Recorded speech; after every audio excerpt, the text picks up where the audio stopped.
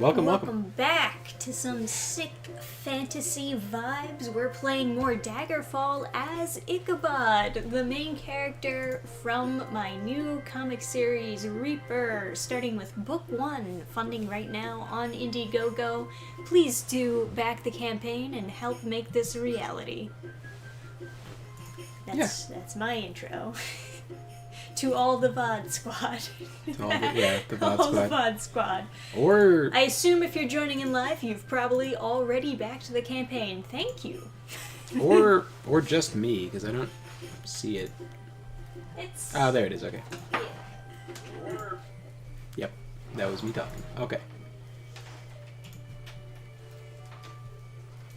So Oh wow, the now- music changes as soon as it's night. It's like Yeah, it's so nice. To have those extra little details in. As soon as I sit down... muck and the stream announcements and more Ichabod build and Daggerfall. Plop. Okay. Now we return to Tamriel. And we're in an area that's not High Rock, and it's not like Hey, Eric Lowry. anything. Oh, hey. Welcome to stream. Welcome. What'd you think about my idea in the Gilded chat to have you guys play as like knightly houses instead of not like knightly, you know what I mean? Like a noble house could produce all sorts of peoples, right?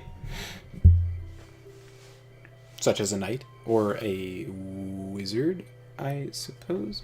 Although I guess, could you reasonably have a barbarian come out of noble house? Yes, I assume. I guess, maybe. I mean, sure, right? I guess. Yeah, how much of a range could you get out of one house? Could you have one lineage that is all the character builds you'd want to play? For me, I would probably... Well, maybe I would play a barbarian. I don't know. Eric says, I think the idea has a lot of potential. Put me in the mind of Crusader Kings. Depends on the noble house. Yeah, I mentioned it to John, and he was like, oh yeah, that's just like Crusader Kings. And I was like, oh, maybe I should... Can you think of a better my- name for a game than Crusader Kings? That's some solid stuff right there. You know what? I've noticed in like Japanese stuff and like I guess Korean stuff or whatever. One of the ranks that they use for like the best, sword person, like melee, like swords. I guess typically people start thinking about swords as like the best melee weapon, and I guess in a way they are. Hey, Jamie Rose, welcome to chat. And the top rank I've come to realize I think is probably my favorite rank, and that's Sword Saint. I do like that name. You know what I mean? Yeah. Sword Saint. There's something about it. Saint. Yeah, there's something about it where I'm like, yeah, that's top. That's like highest rank. That's pretty good. That makes sense. Yeah. Because it's like, you're not just, like, you say Sword Lord, it's like, good. Good. Yeah. But like, Sword Saint is like, you know. Oh no, you have the power of God on your side. It's almost harder to become a saint than it is a king in some cases. Yeah, right.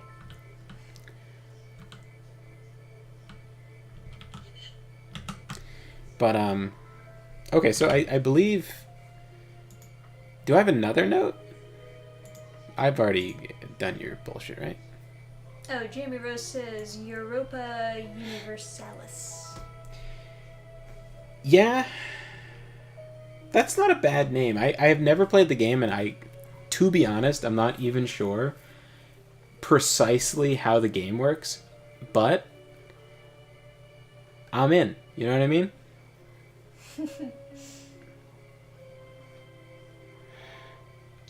So I think I'm all dried up on like main story stuff. So now it's time to go back to a town, right? Where should we go? Let's go to a main city. Up Tower Moor? Alright. It's gonna be... Up Tower Moor! Alright. Living in an Up Tower world. A young lad with the rose of Wayrest embroidered on his surcoat appears at your side, hands you an engraved card, and disappears. Listen, man. You could have handed this to me 13 hours ago. We were going the same way. I just came from Wayrest. You walked with me the whole way just to hand it to me here? Jamie Rose says, I have played EU and I still have no idea how it works. Stellaris is my drug of choice. Imagine how deranged you have to be to get on a boat with me, sail all the way here, and then inland like several miles just to then hand me the note. Yeah, that's pretty brutal. Alright. Well. Eric says, you have to perform a miracle to become a saint. You just need a claim of royal lineage and sufficiently large army to be a king. Yeah. I mean, also, you can become a saint by being a king that agrees to, like, convert their... Like, that's part of the deal sweetening that sometimes happened, which is, like, yeah, I'll convert my people over to Christianity. Make me a saint. And it's like, alright, but you have to be on your best behavior. We don't want another... We don't want another Olga of Kiev burning everyone alive. It's like, Assassin's Creed. Crunch. You saw nothing.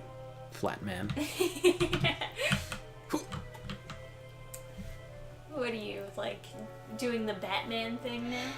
In one Stellaris playthrough, I literally was the Senate. It's actually hilarious when you're playing, like, a xenophobic, like, slaughter all the aliens kind of guy, which is 100% of playthroughs I do.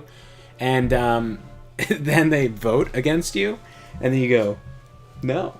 And then you see all the council votes, and, like, the council chamber just change. Like, someone's like, I think maybe we should, give less political power in the Senate to people with big fleets. And it's like... I think you're wrong. I think you're incorrect, sir. Oh, man. Eric says, funnily enough, in one of my campaigns of Crusader Kings 2, I formed the Italian Empire and declared war on the Pope to install my puppet anti-Pope as the real one, making him my vassal. Perfect. My vassal. I am the church. The third Pope rises. Oh, yeah. I remember I had this AP Euro class, and I was like the only one who understood what was going on in history, but I still got terrible grades. Like, that's about right. Yeah. I was the only one who understood what was going on. Yeah. People would like ask these questions that were so wildly off base, like they just had absolutely no idea what was going on. And then I'd explain it to them, and then they'd be like, oh. And then if I explained too much, they'd be like, we don't need to know that for the test. And I was like, yeah, I remember he broke us off into groups, and then he wanted us to conjecture about why something would have happened. And then this girl is like furiously looking through the book, and she's like, it doesn't say anything about like why, or like she was like, why don't you have your, like she was very angry, right? And she was like, why don't you have your book open? We need to look for this. And I was like, I mean, I don't think we're supposed to have our books open. I think we're supposed to conjecture about, like, why. Yeah. And so I was, like, talking, maybe this, what do you think? And she's like, doesn't say that anywhere in the book. She's, like, turning the pages so hard, she's tearing the pages of the textbook. Yeah. And I'm like, yeah, but, like, what do you, but he said, what do you think? Like, what should we should think about it? We should use our thinking. Brains. brains. She used up Wayne's. And didn't like that answer. She was... All right, so this guy's got a nicely crafted store. We don't really want to sell stuff. Hey, Oscar420, welcome to chat. Says, finally, I made it to one of these things. Hey! Welcome, welcome. Hope you like Daggerfall. Because that's what we're doing tonight. Okay, so everything in the store is nice. See how that... Okay, so this is the description. This is the description of a store you don't want to sell to.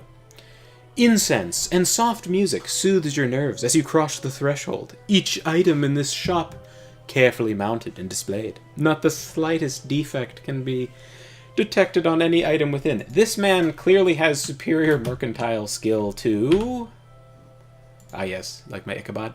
It's a very lore-accurate 5. Ichabod. I have 5 mercantile? Really? I feel like you've been selling so much. Well, you haven't been selling them one by one. Yeah, I think I sold them like all in one. Yeah.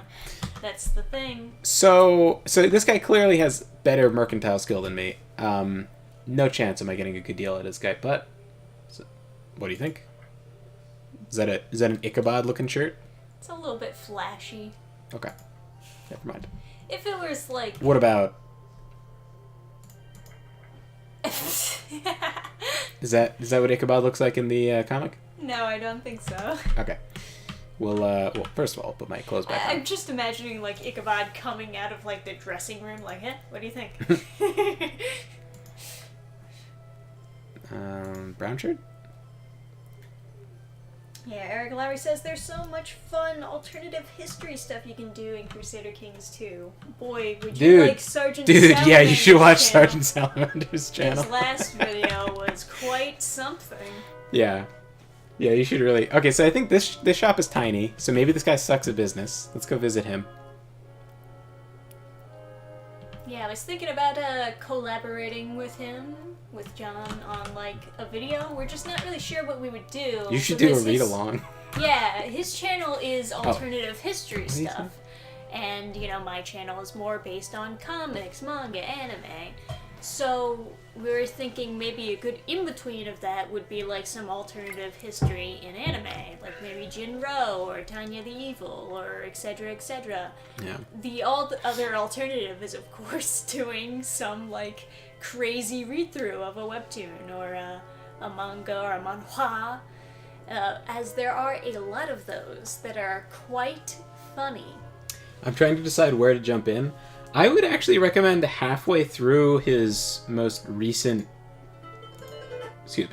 halfway through his most recent campaign is the Averignia campaign. I'm trying to see where it is. But when they topple Rome...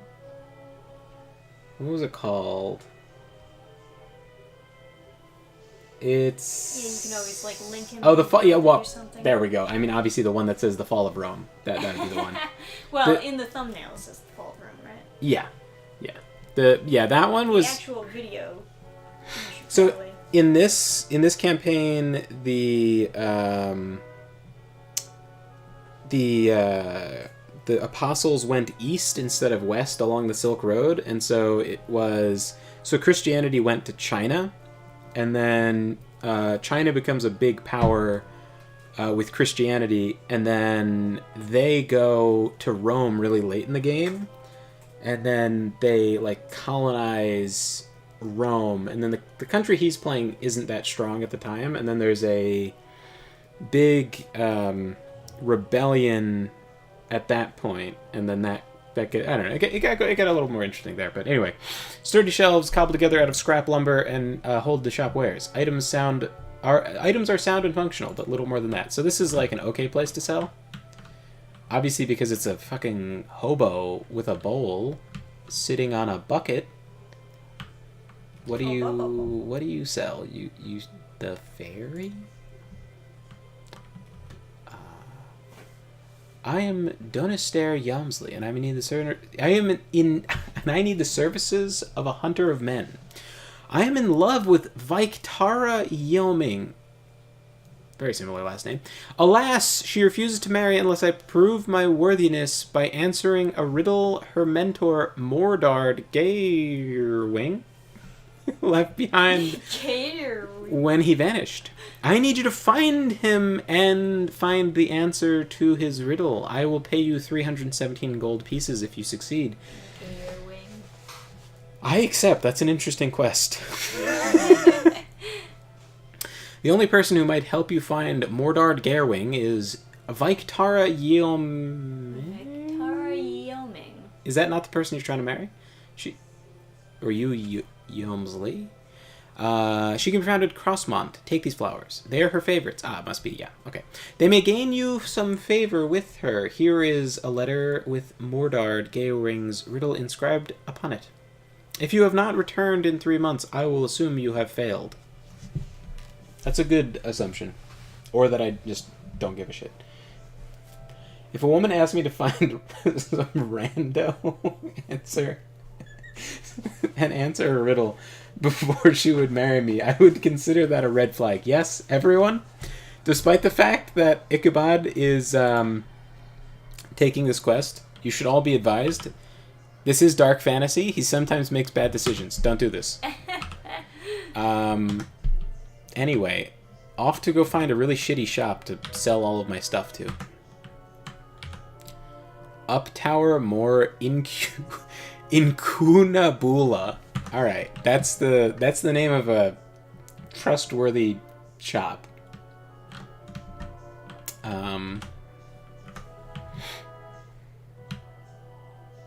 Okay, this is a bookstore. Irrelevant. I guess I'll like enter and exit so that it's marked. Oh fuck! How did that happen? Let me out. Enchanted bookstore. Alright, going east to see if we have some poor fuckers over here that don't know how to mercantile. You used to love playing a demigod character in this game? What did you do? I know there's the shooting magic at yourself, like shooting AoE magic at your feet. Oh, okay.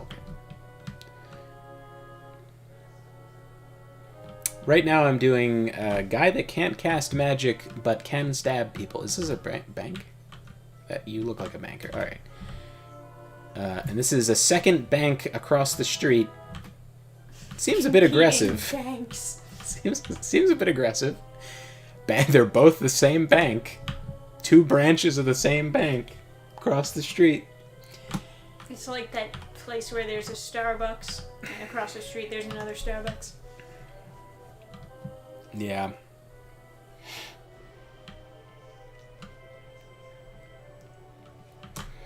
But anyway, for me personally, like if I'm thinking like, you also don't have to necessarily be like a knight, like a lordly house, right? Like if I'm imagining what kind of, okay, incense and soft music are, if they get incense and soft music, you're gonna get real shitty prices. Let me tell you. Oh yeah? Oh wait, what about a cloak? He doesn't wear a cloak. He doesn't, no. Does he wear a formal cloak? With his cloak? How about armbands? Are we looking more or less like Ichabod? You're looking more wizardly. Does the toga help?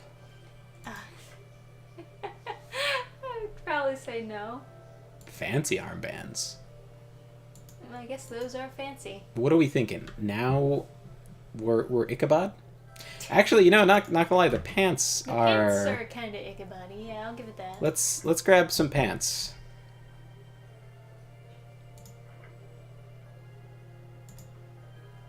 Man, it's like every shirt is just really wanting to show off that chest. I guess it's because when it's not showing off the chest, it makes you look like kind of chubby underneath. You know? Reversible tunic. Alright. Let's see. Get rid of this. Oh no. Okay. So, how much do these pants cost? 7 gold pieces. Jesus Christ. Keep in mind, everyone, it costs 5 gold pieces, absolute max, to stay overnight in a inn. Imagine paying a hotel room's worth for pants. Yeah, and the hotel isn't even that good. It's just a door and a mattress, and that's it. Oh, the pants are the catsuit. Okay. And then there's like variants of the shirt. I guess there's not. Some of the shirts, yeah. Some of the shirts have variants of them. Eric says, if I had pecs like that, I would concoct any excuse to show them off. Jamie Rose is asking, do you have a mod list you can share? I guess? Yeah, sure. I mean, I guess the mods are so tiny, I could just put them... I could just put them into the Gilded server. They're like a couple kilobytes. Yeah. His skin tone just makes him look naked with the right clothes. Yeah, I mean, they made the skin tone exactly the same as the fucking pants, so... Yeah, they should have really made the clothes a more distinct color. When you select the race, by the way, they go like, the Bretons are a fair-skinned folk, and it's like, seems like this guy has bronzer on. This guy is like super, like, he's like Arnold Schwarzenegger ready for a bodybuilding show. I don't know if I'd call that fair. Oh, hey, Yeshua. Sorry, I forgot to say hi. Let's go to Kirkhart Wood. I know that guy's waiting on me to go solve a riddle for his... but we're like maxing out on equip load. Alright, I'm gonna go straight for this tiny place. Is it actually going to be a riddle, or is it going to be like a puzzle? I need to go find someone that'll tell me the answer. So I'm assuming I'm supposed to use my persuasion skills, which is going to be, you know... Oh boy, that is going to be difficult. Ichabod is not really that much personality in this game. If you want bronzer, you should have picked High Elf. I mean, could you get any more bronzer than that? Like... I mean, if you're any darker than that, you're just a black guy, right? Yeah. Okay. Anyway, thinking for my own like classes that I would want to play, I would play a wizard and I would play a fighter, and both of those come straight out of like a noble house, right? Oh, this is your house. Sorry, man. Oh, I thought it was this. Okay, they're the same proportion. Just all right. So there's no chance this guy is rich, right? This guy's got to be a bad businessman. He's off the main. He's like, okay, he's in the square. Granted, but he's kind of like this shitty shack. And you know, when I look at two businesses side by side, I just think this guy must not be doing as well as this guy. Oh yeah, for sure. That's fair. If this guy's got soft music and perfume, I don't even know what I'm gonna do. That fucking... This motherfucker. Incense and soft music soothes your nerves as you cross the threshold. Each item in the shop is carefully mounted and displayed. Not the slightest defect can be detected in any item within. Hey, Yara Honeydew, welcome to chat.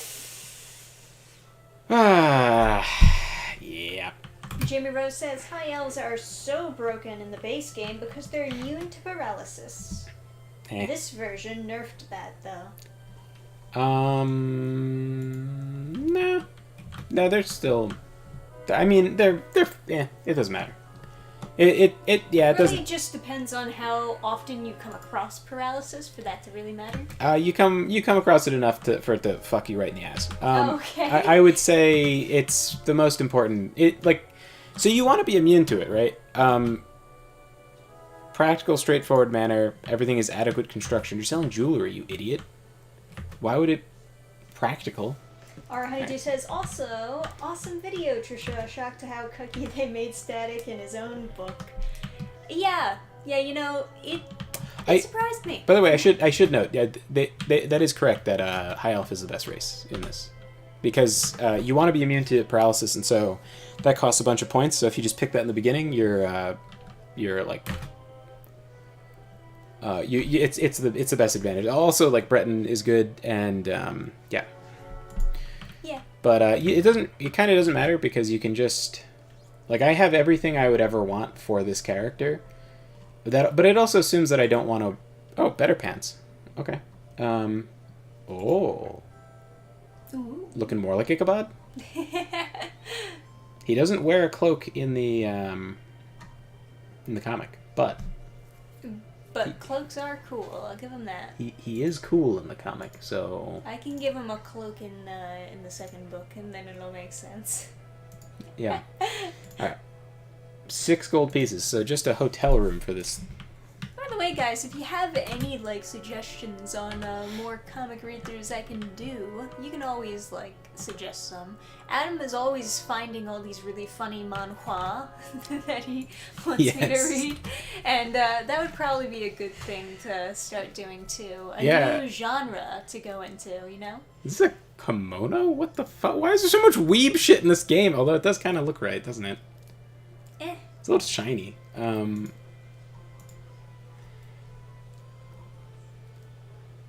Now, what the goddamn fuck is this? Oh, man. I don't like that at all. It looks like some stripper outfit. Oh, what about a long sleeve shirt?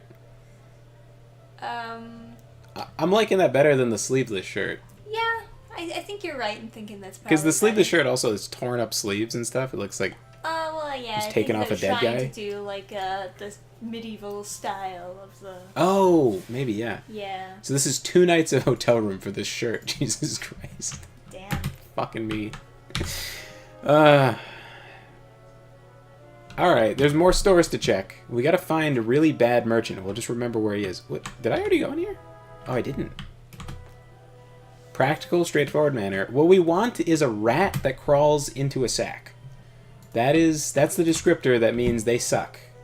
That was a practical, straightforward manner. So we're like middle of the road. But yeah, when I think about it myself, like what we were talking about was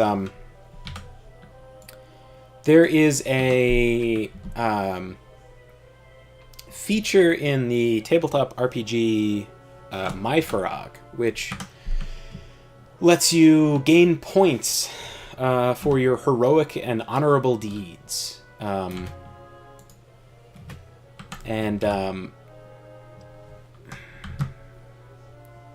You can you can spend the points and stuff to like save you from dying, but if you do die and you have these points, you can spend them on your next character to make them stronger, right?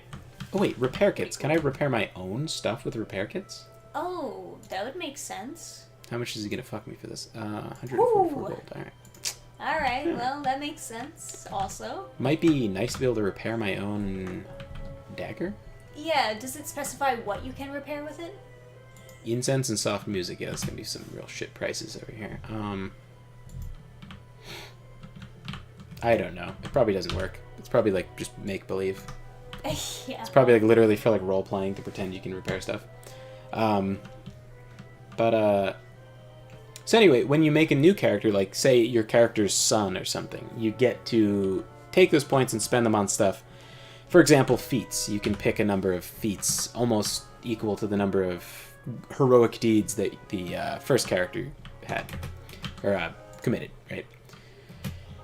And I thought that was a really interesting concept because it lets you start back at level 1, but then you have this innate advantage. So then you kind of have this leg up, and your next character could be stronger than your first character. And I find that to be a very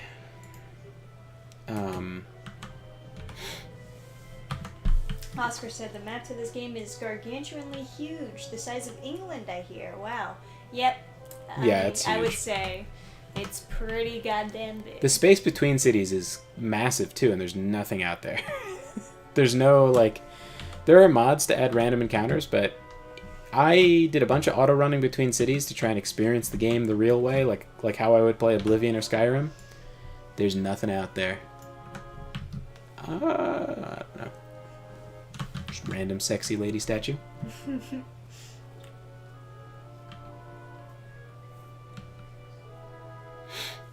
It does its job of helping the environment look pretty, adding the little statues and things around. Yeah, it does. They, even though it's kind of old and a little rushed, the game is really gorgeous at times. Yeah. Like Music's pretty good. In the later games when you go into the chapels and stuff, it's just not. I think I'm just gonna sell all my shit to this guy because I don't think people want to watch me like hunt for a merchant. Elven staff. Listen, I will offer you the absolute maximum I can without losing my shirt. Here's 79 gold. Take it and tell your friends you cheated me. They have some great dialogue every time you do like one of these deals. Not bad, not bad. I'd give most people less, but for you, 79 gold. That's my absolute best offer. Enough of this endless dickering. Dickering. You were obviously in great need. Normally I would pay far less, but for you, I will offer you 19 gold. Sure, pal. Dickering. Yeah. Unzips. Oh, you know what? Oh, Jamie says, technically Arena is a bigger world, but you actually cannot interact with the world. You can only teleport to places. Huh. Yeah, I mean, then obviously it's not as fun. Not as big a world. One day. Yes.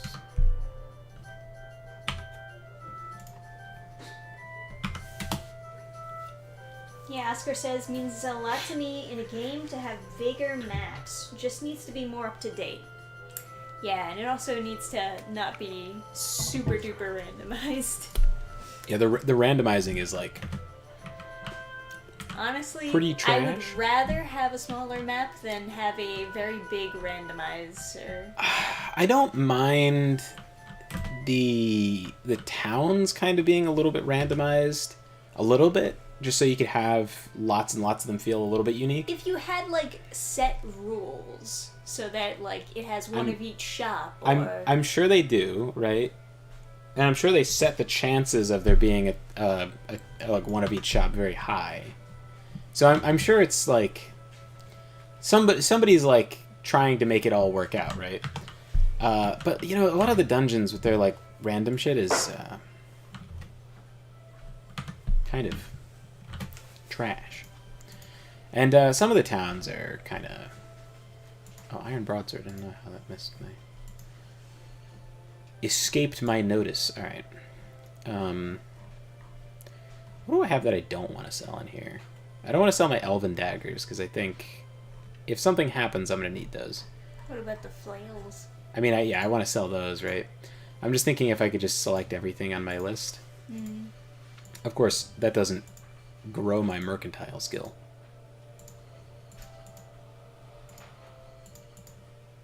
Although, I think, kind of, my mercantile skill is so low, maybe I should just give up hope. I'm at 6 mercantile if I rest for... So this is another thing with the old Elder Scrolls games. You have to rest on what you have learned about mercantile. You have to rest and meditate on what you have learned, but just about single skills, which is, to me, crazy. Let's go for 18 hours. Rocking the Breath of the Wild outfit. Oscar says, I play the MMO RPG Fallen Earth, set in real topographic Arizona Strip Grand Canyon area with real constellations at night too. Post-apoc, like a cousin of New Vegas, almost over 1,000 kilometers big square. It sounds cool. Although, because it's an MMO, I assume it looks like absolute garbage. No offense to your game, but I've just... All MMOs look terrible. That's not true. They all look bad. I guess there's like those free-to-play, like Korean ones, but you know what I mean. You know what I mean. Let me look it up. Fallen Earth.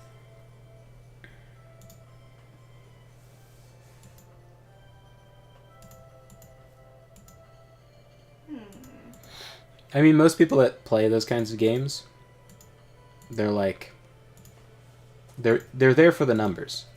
And I've been there for the numbers. I am currently there for the numbers. But, you know. Yeah, I get it, for sure. Some of my favorite games are I'm there for the numbers. But yeah. A lot of times I wonder if a game couldn't have been better if it was not made into an MMO, if it was just made into like a drop-in, drop-out co-op thing. If the graphical demands and the development demands of a massively multiplayer game wouldn't, if that development time wouldn't be better spent in making the rest of the game better. And I would always prefer just doing that. Like, I like playing multiplayer, but not really playing multiplayer with strangers. And yet, MMOs keep on succeeding, so what do I know? But not too many at a time, right? It's like when a DLC for one comes out, it kind of like fucks up the other, like it splashes the other ones.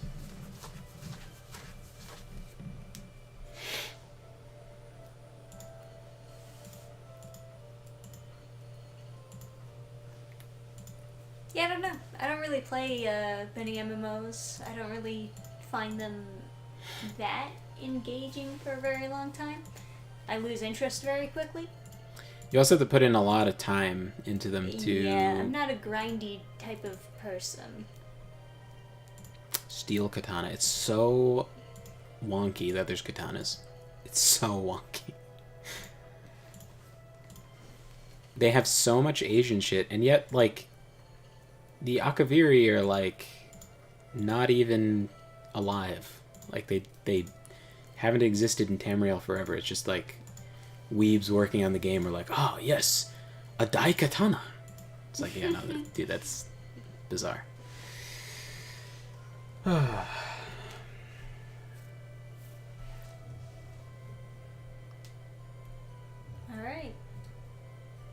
Getting some mercantile. I played RuneScape back in the day, and it took me way too long to realize that I had stopped having fun many hours ago. I think a lot of times, like, if I was gonna join that guy, what's his name, Jack something, the guy who wanted to ban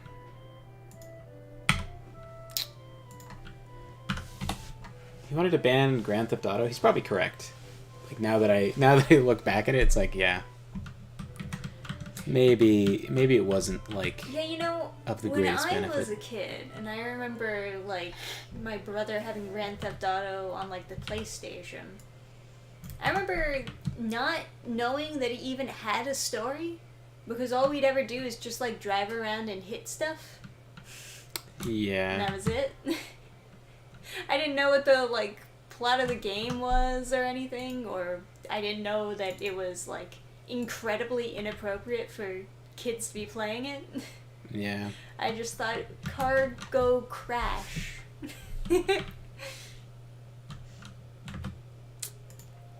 Oh, hey Matthew Atkinson. Welcome to chat. Jack Thompson, that's the guy. That guy, no, he was an idiot and also a shitty attorney. I mean, but what he wants to do is, like, probably a good thing.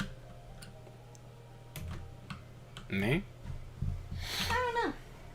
I still don't really understand the story besides, like, drug dealing and gangs. I realized that later on. When I've been thinking about it practically, right? It's not exactly healthy for a person to be like well, I don't know.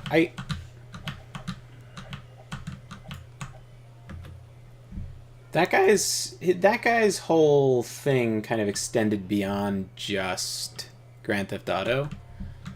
And like, and that's where he lost people? I think part of it is, right, nobody really understood what was going on with video games, and so and there were, not only was there people trying to ban, like, I think a lot of people's feelings about that guy are related to the time period in which he was making his points and other people's points that were adjacent to his, right? So like, and then yeah, so but if we're thinking practically, the media that you consume does have an effect on you, right?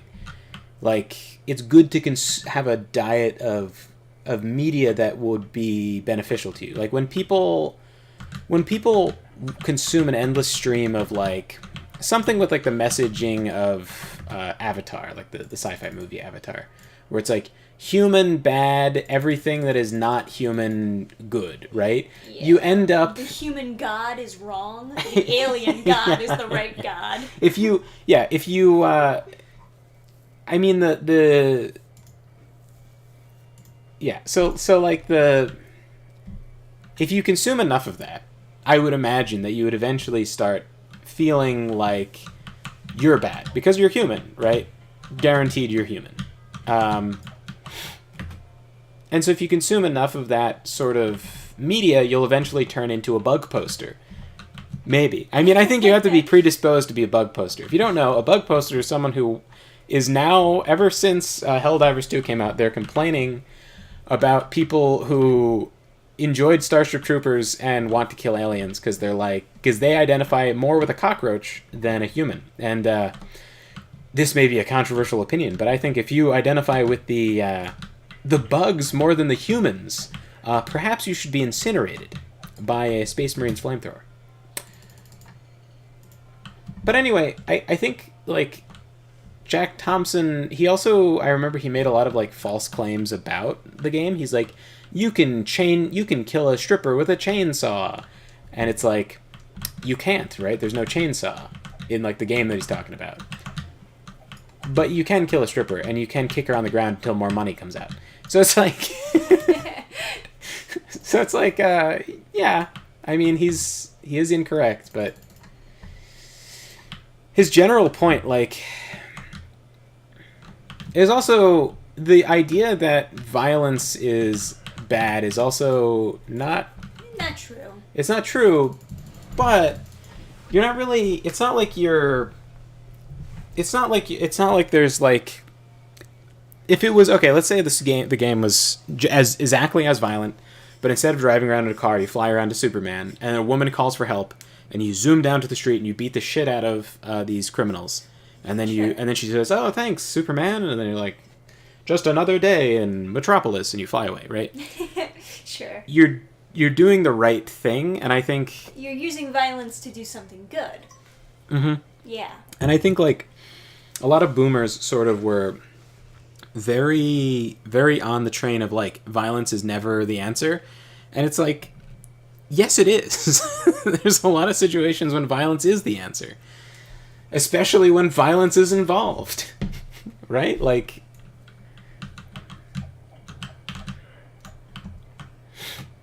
I was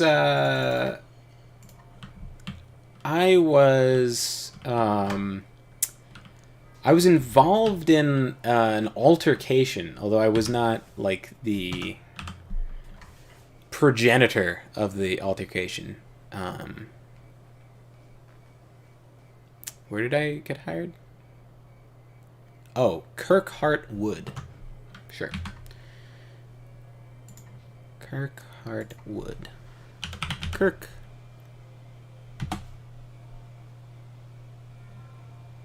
Kirkhart. Got it. I was like, Kirk. I was like, do they spell heart like the German way with the D and the T, or... Anyway. I mean, the central theme about most games about crime is that it isn't a good life, and there are no happy endings for people who dedicate themselves to it. I guess it depends on the game to that point, because there definitely are some people out there who, like, promote the idea of, like, being a thug is cool. Is that someone trying to stab me? No, that's your knife coming out. Okay. Wasn't sure if someone was it's like talking a Wolverine snicked. Yeah. So, but here's an interesting counterpoint, right? The Your Movie Sucks guy, he was doing he was talking about, like, old cartoons he watched when he was little. Mm-hmm. And he watched this infomercial, or this commercial that was like a PSA that was like, don't trust everything you see on TV, right? That was the message. But what it did was they were like telling him about, hippos or something. Sorry, it was like city hippos or like hippos. City hippos? Yeah, it was something like that. Where it was like hippos that you would see in a place that don't exist, right? Oh, okay. And so the commercial starts off going like, "Oh, beware of city hippos," and then they're like, "Haha, you believed in city hippos, right? But they're not real." Blah blah blah. However, a kid's attention span doesn't really last that long. And he's hearing about city hippos, and he's zoning out and watching the pretty pictures. He's not really listening to the narration super closely.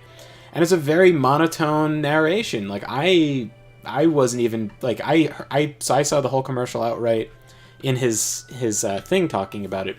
And I completely zoned out while the guy was explaining that city hippos don't exist, right? And I know that they don't exist, right? Because I'm not an idiot.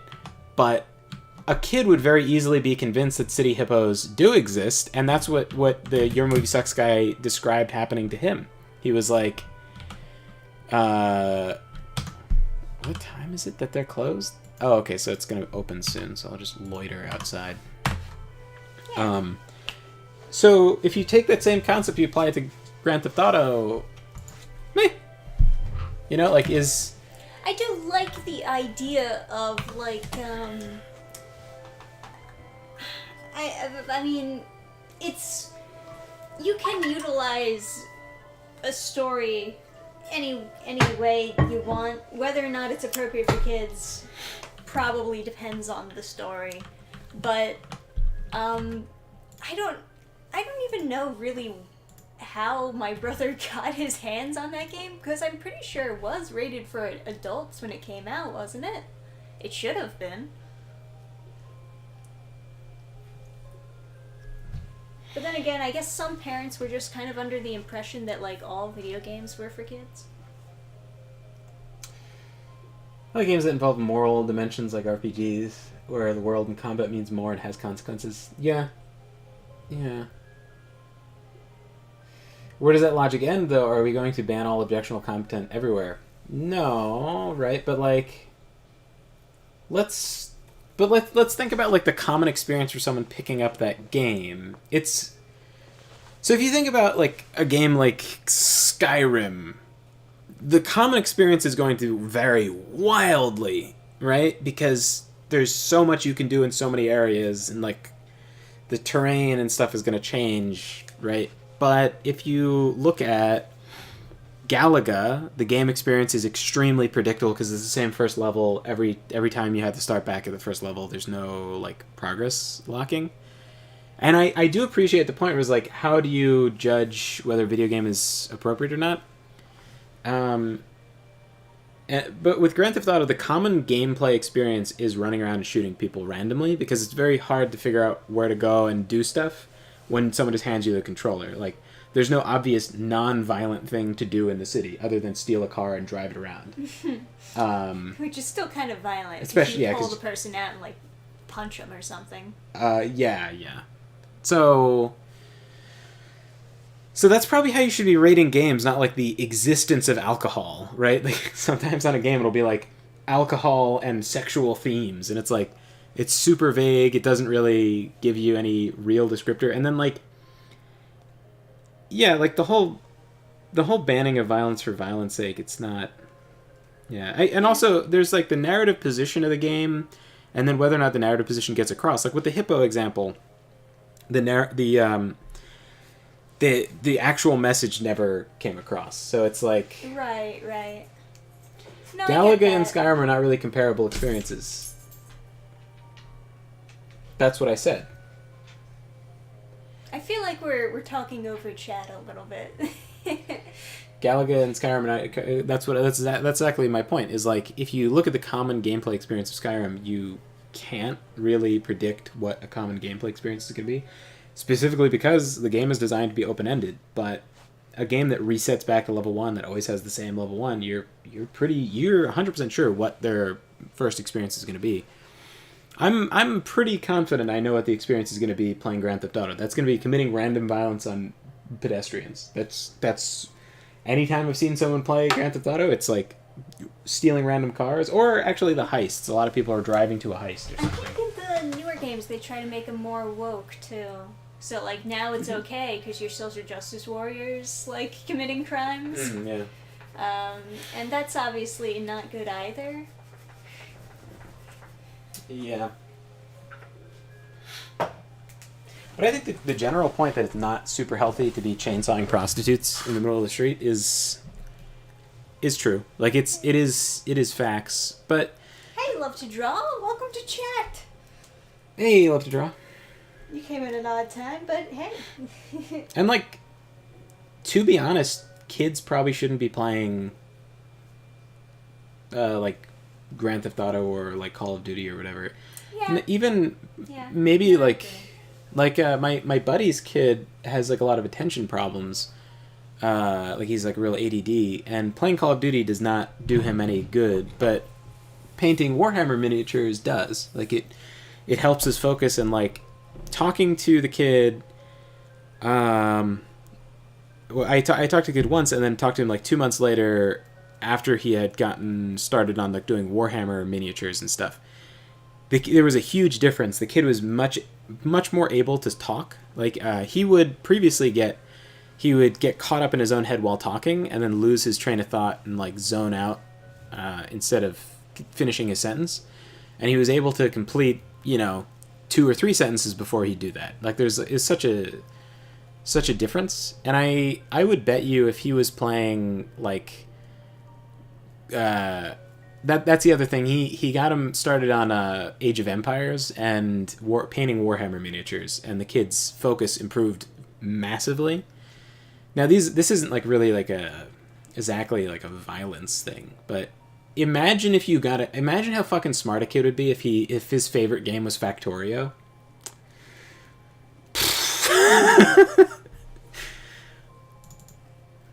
So there's 100% something to Yes.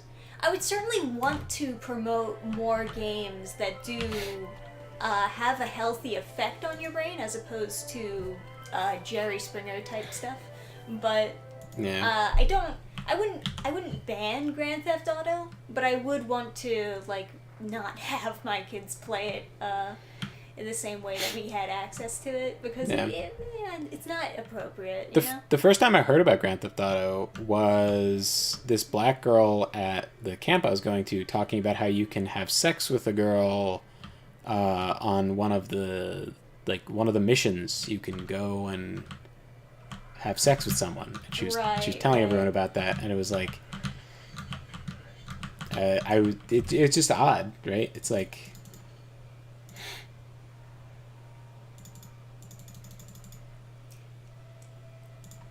not just odd. It's yeah. I mean, it's a pretty cut and dry. It's probably not like what a kid is supposed to be doing. But at the same time, like there was at the time when like Jack Thompson was making his points, there was like a fucking war on just all video games, and like people with no idea what was going on in the video games would be giving you their opinion on what you should do with the video games, and like it's like the same fucking boomers who would like say video games are bad for you, they're rotting your brain, or complain about social media.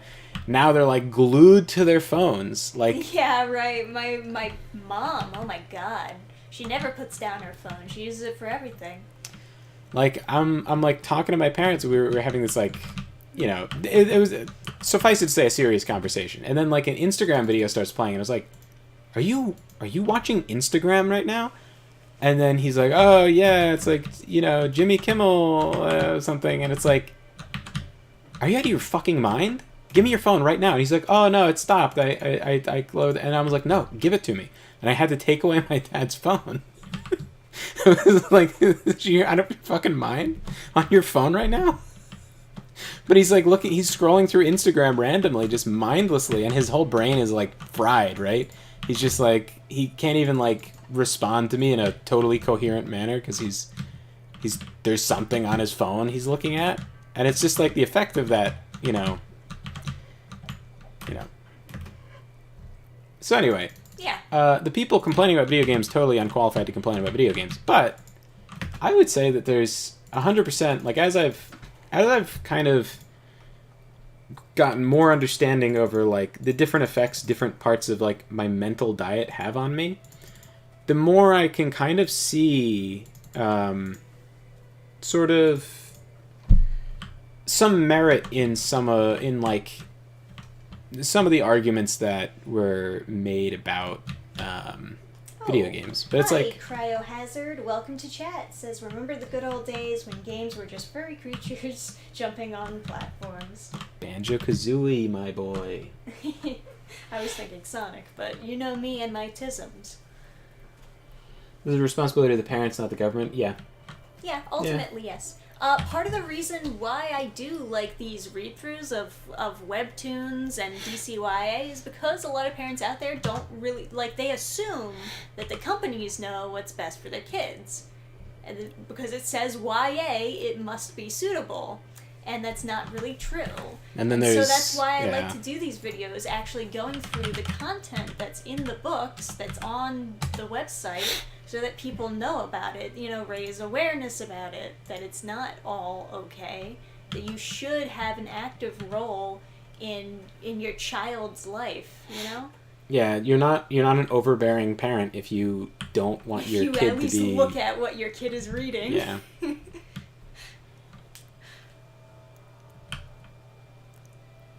Like, I don't know. I hate hearing these, like, stupid answers where, like, I'm, like, talking to my cousins, like, what do you think about, like, this or that, you know, like, what do you think about, like, screen time? And she's like, it's called survival. And I was like, okay. Listen, man. Yeah. It's, okay. Boomers watched all of those titty-filled gore-fest action movies in the 80s. Who cares what they think? I agree. Matthew Atkinson says, why would anyone trust the corpos for that nowadays is beyond me. Exactly! That's what I'm saying. And Eric says, your read-throughs of DCYA are my favorite videos of yours. The comics are always so laughably bad that they make for great content. Yeah, I'm glad that you enjoyed the last one. It was such a tedious read-through, and I'm only halfway through that one, too. And it's very tedious to read. I don't know if I captured that on video, because I was trying to cut it down a lot to make it less boring. But I'm glad that people still found it watchable. Trisha was editing that shit for like 4 hours. Yeah, it was like over an hour long of footage of me tediously reading through, because they take forever to finish a scene. It's just blah, blah, blah, back and forth. And none of the dialogue is good. It's all bad. But I got through it. I did get through it. And then I have to do part 2 at some point. I bet part 2 is probably shorter, like the other half of the comic, because it seems like stuff should be happening at this point. The clip you put in of SpongeBob saying, because they're stupid, really got me. Yeah, I saw somebody else use that clip, and I was like, oh man, I gotta use that. It's a good clip. It like unlocked the memory of that episode, and the way he says that is genuinely quite funny. Oh, condition worn, I guess. I feel like I'll get a lot of mileage out of SpongeBob saying, because they're stupid.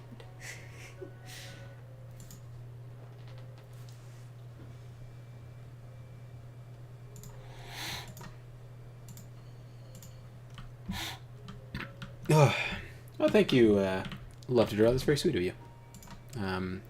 Made sure you got your day one engagement by popping in and dropping a comment. Aw. Thank you. Appreciate it. Because, yeah, somebody said that YouTube had unsubscribed them from my channel and that they didn't realize I was uploading videos for this whole time. So sometimes that is a huge pain in the ass. Because I noticed my views dropping, like, rapidly all of a sudden. I just assumed people didn't like me anymore. But I think maybe part of it is YouTube doing its weird YouTube thing.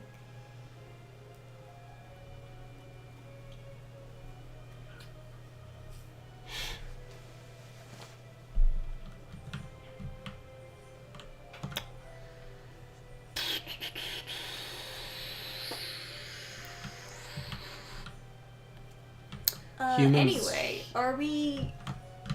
Where are we on the quest right now? Oh, I guess I should read what the letter said. I need to wait until the dagger's done. So I was going to look around for me that I can never buy for myself. Oh god, the The riddle. Yes. Let's go follow the riddle. What the fuck did you want me to do? Can I... Okay. Mordard Garewing. Up Tower more. Right. The only clue I have is that he once worked with Victara, Yaming, and Crossmont. Okay, so let's go to Crossmont, I guess.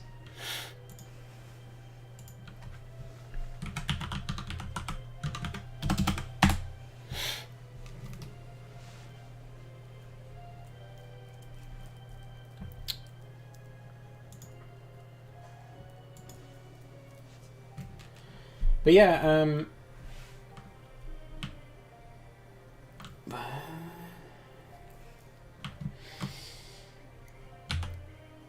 yeah, I mean, also, just because Jack Thompson is an idiot does not, it does not exclude him from, or preclude him from being correct. He can be both. So, like, the fact that he didn't like a, like, Pong-style racing game or whatever, does not mean that he could not also have a merit to his argument about other stuff. Oh yeah, there was a PNG that just didn't go transparent. Yeah. It happens. Oh yeah, I love to draw with the quote, he's out of line, but he's right.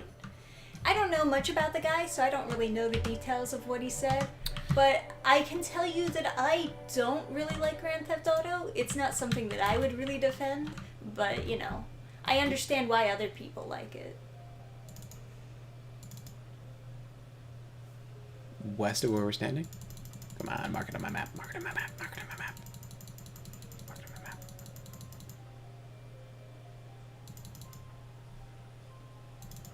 What if I'm polite to you? What about them? Listen, I don't give directions to people talk to me like that. What if I'm mean? Talk to you polite? Hey, he gave it. He gave you directions. No, I need to mark it on my map. Go west. He's just west is too. Yeah, it's very vague, huh?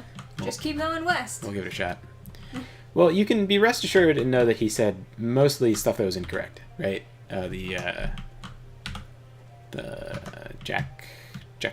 Jackie. But wrong people could me help you. Bahaha. All right. Well, fuck you then, I guess.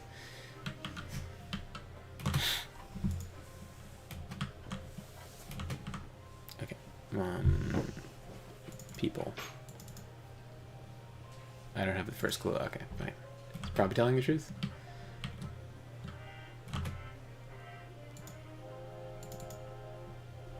I don't give directions. People talk to me like that. Okay. All right. Well, we need to find some bitches. Stat.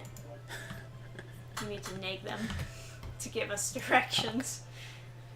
People. Wouldn't you like to know? What if I'm normal? What if I'm polite? Everyone knows. This fucking guy. Let's keep on going west. Find it eventually. It's at a bit of a walk. This would fit the description, right? You big fluff stuff. You wanna come? You don't look like a Victara.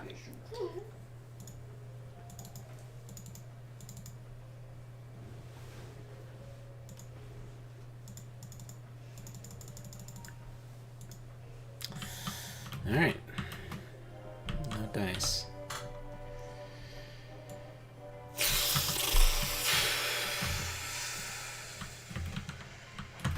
Victara? Victane. Do you happen to know another Vike?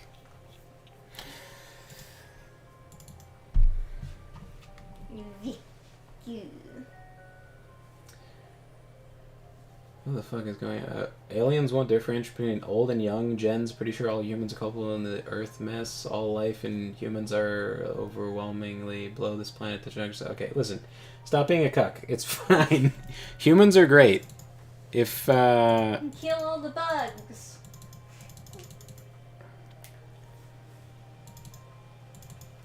Kill all bugs. Kill all bugs. Yeah, Hey, chat, don't what's be a a good bug bug? poster. Yeah. Anyone hear of any What's the good only bugs good recently? Only good bugs I know of are dead bugs. Only good bug is a dead bug. No, humanity is incredible. Humans are fantastic.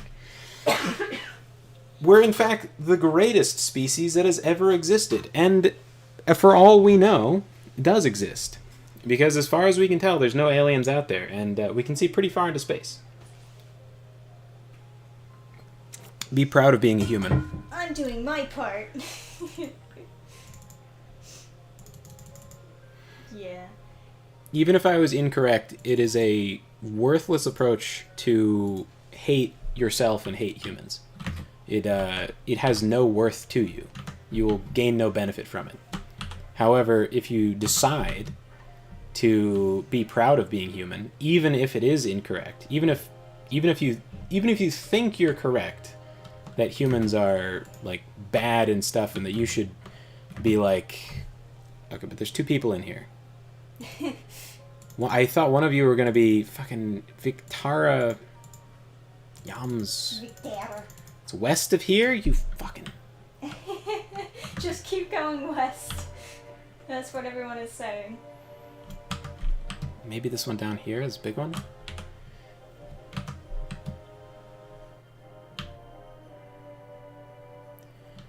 Yeah, anyway, your brain is an organ. You can get a lot of... The store's already open. Okay, I've already talked to Victane Woodfield. Yeah, your brain is an organ. You can get lots of, like... Oh, there's more people in here. Yeah, Oscar says, no, not that anti-human here, JK. Good to hear. We don't need any more bug posters. Yeah. Yeah. Helldivers is definitely taking a lot more of the satire-y approach, just like the movie did for Starship Troopers. Although I would like a game that was more on the books approach, where it's actually like serious about killing the bugs. I guess we have EDF for that. But The book... people who complain that the book is like fascist are just retarded. Yeah, they're just retarded. I don't like... It's very militarist, right? Yeah, it's very militarist. It's nothing even close to fascism. It's like, first of all, the most important key factor of the book is that being in the military gives you the right to vote. You don't really vote in fascism. It's also super diverse. Yeah, it's like people complaining about the book. Oh, whoa, booby. Well, are you Victara? Have you heard of? Do you know where she is? I wish I knew. Ichabod could be anywhere. Well, all right, whatever. I'll see you and your pixelated titties later, huh? Not on the tubes. Hi. I was just talking to your wife, and nothing, going on there. Sorry. Anyway, all right, fine. Useless, all of you. But this is the Coppersley residence. Does that mean that that's a place that I should be going into? Hold on. Yeah, Jamie Rose says, what's funny about Starship Troopers is that Paul wanted to show humanity as fascist militarist species, but he's so amazingly bad at satire that he made the military guys look awesome. Yeah. Yeah, basically. Yeah. Okay, well, who are you? Not the one I'm looking for, right? Like Tara Yoming, it's really easy. You want to go not too far to the west, if you don't mind. Anyway.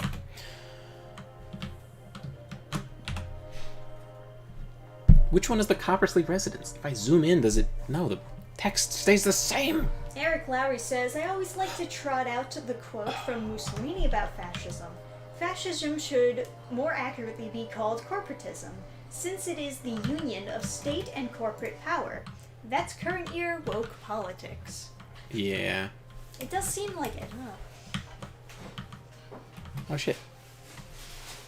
The yellow flowers not really necessary. Mordard Gairwing left to study under the famous teacher Andival Kinghart in Ripmore. Ripmore sounds like a very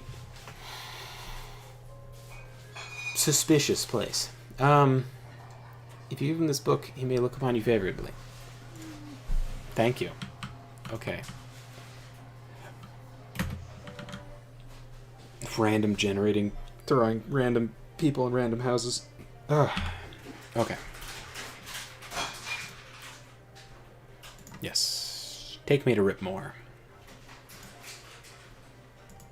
We go. Love to Draw says, I'll tell you what, a lot of people saw Pow World as the jaded, abusive take on Pokemon, but I find it very wholesome as I ride my dragon around rescuing pals and destroying not Team Rocket. Sounds nice. That seems like it could be fun. I'm like, I do want to give it a shot at some point.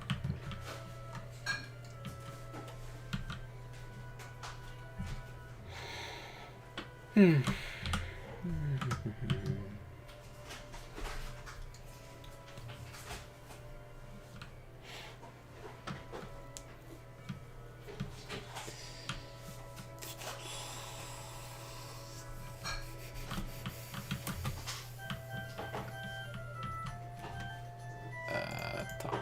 Me help you, ha ha ha. Alright, well, fuck you. People.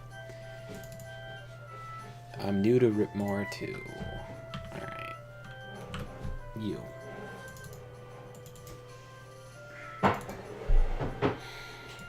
Alright. Office. The gold dog. Let's go to the middle of town. That'll give us a better direction if someone gives us compass directions. Yeah, this whole time we're just like asking around directions. That's the gameplay. Is that a tavern? No, it's a pawn shop. Okay. But,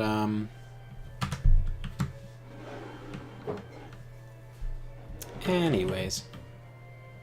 Like Superman Dad says, they can be great people, KLL. They can be. They just need the light to show them a way. Kal-El. Kal-El. It was just the way that I saw it on the screen. It looked like the first L wasn't there at first. Like my brain melded the word into a shorter word. Gotcha.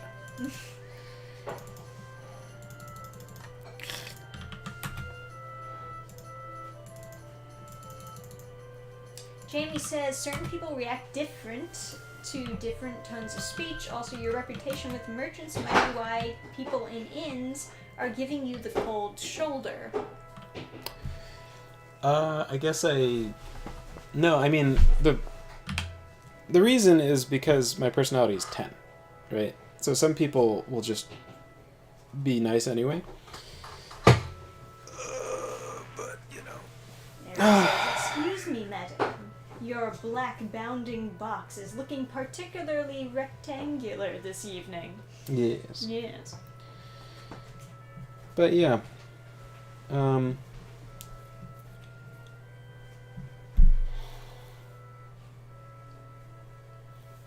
I forget what I was going to say. Sorry.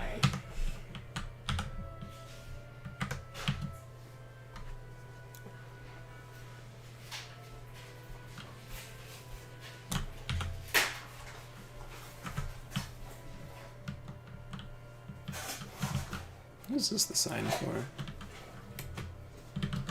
Alchemist, I guess?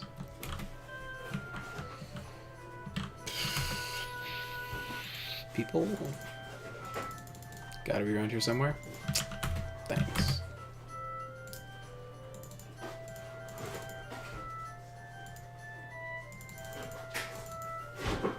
We just wait for daytime. Will we see more bitches in town? We will, yeah, so. Yeah. One day, yeah.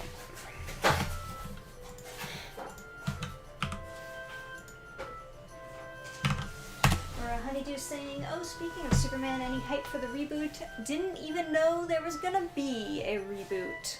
But I'm gonna say no. Really excited for my Tremere character now that I've chucked thaumaturgy in the trash where it belongs. It could be good.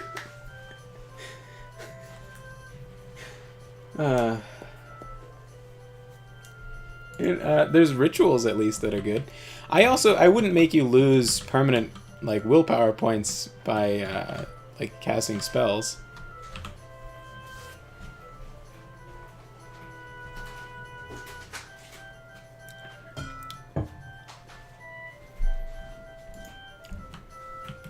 Alright, let's neg some. Oh. Beautiful song out there. A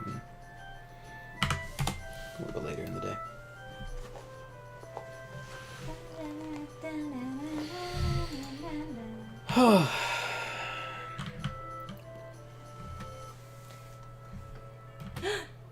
Nigger. Nigger good.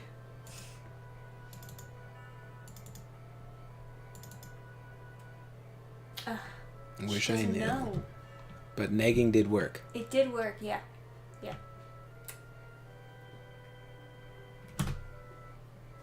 He looks like he has self-respect. This might not go well. Eric says, if losing willpower isn't a factor, maybe I'll invest in it, assuming the campaign goes that long. Having 2 dots in Dominate is something I'm really looking forward to. Yes. Wait, what time is it then? Oh, but why was there no one out? Okay, let's try this tavern. You look like an informed person. Do you know about this person? Why don't you try asking if a normal person would? I will try normal. I reckon wandering, alright, this fucking guy.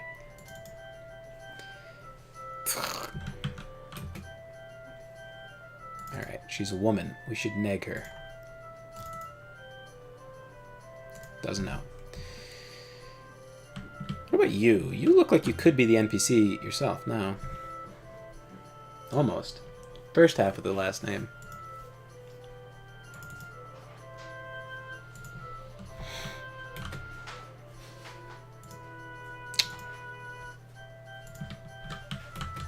How about you? You're running late, yeah. For a very important date, huh? With your QT 3.14.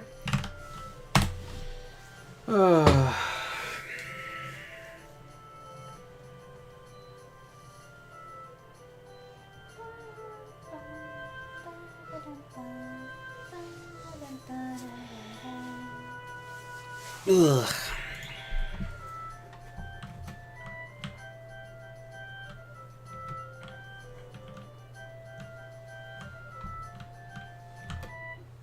Okay, so there should be people around town. Is this just a barrow in the middle of town? Random. Woman. Hey, bitch. Tell me things. I'm a high value male. Please tell me. Does nobody know about this? Do we need to go somewhere where people know about this? High value male?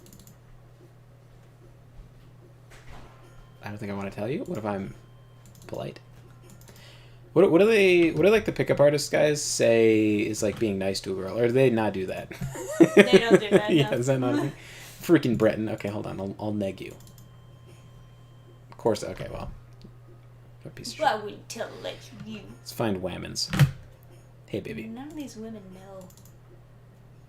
Okay. Hey, baby. Hey, baby. Tell me. Do the about monkey this with me. thing. Southwest of here? Wait, did you mark it on my map? Oh. She did. She did mark it. Oh, no. Finally. It's not on that map. A This map. bitch worth it. Hey, Gabe. Welcome to chat. Welcome, welcome.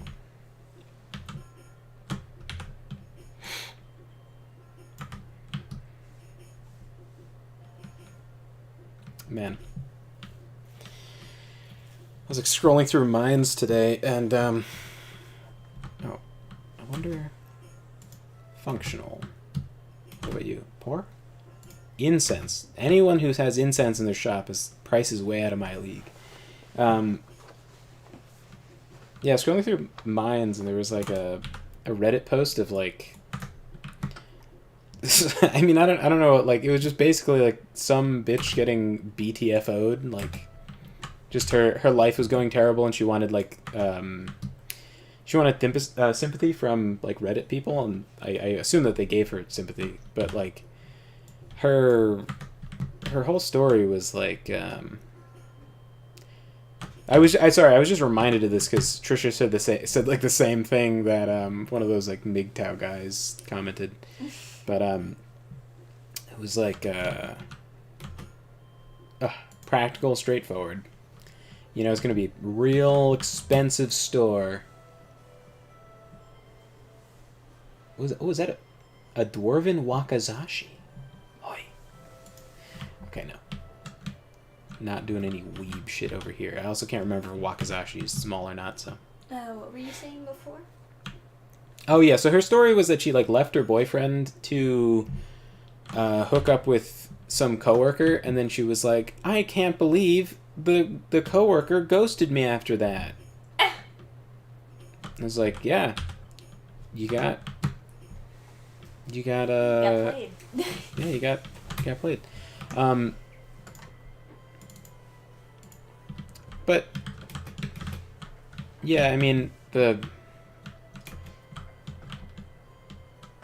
don't know why she thought she could like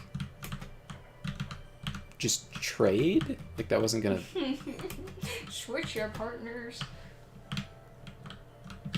You know anything about this Vikitari? Yeah, our honeydew says dipping the stream in a Discord chat. They're going on about how gross Poor Things is. Was it really that bad?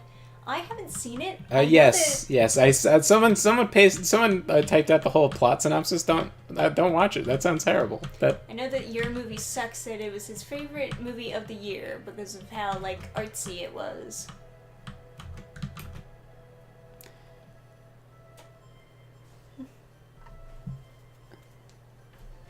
Mordard Gaerwing asked me not to reveal his whereabouts to strangers. However, since you bring the real Baron Zaya Part 7 from Victara Yoming, you are clearly not just some stranger. Mordard Gaerwing secluded himself in a dungeon to study arcane lore. I've marked its location on your map. Good luck, Ichabod.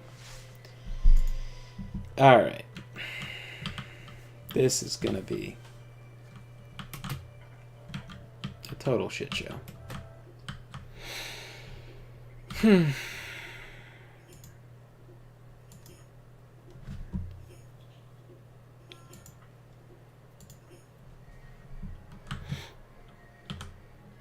Right, need a knife.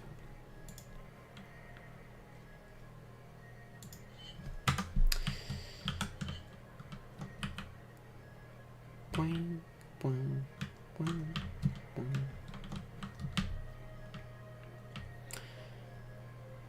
But yeah, anyway, it was I mean like guys everyone understands that like if you're dumping your boyfriend to trade up with some random dude at your job, the random dude at your job knows that that's just going to happen to him because you're that type of person. Yeah. You're exactly a Reddit type of person. Really, once you cheat on somebody, you are like forever a person capable of cheating. And most people don't want to be in a relationship with that type of person. I would say you probably always were that person, but you reveal to the world that you are capable of it. So, you know. But you're probably deep down inside always that guy or that girl, as the case may be. What did I throw in here that I was like, I probably need? Not a potion recipe. I guess nothing. Oh, I think it was the repair kit, but who knows if that even works. Yes, I broke a door towards me. Oh, you know, I still haven't gotten that that item that lets me see where the goal of the dungeon is.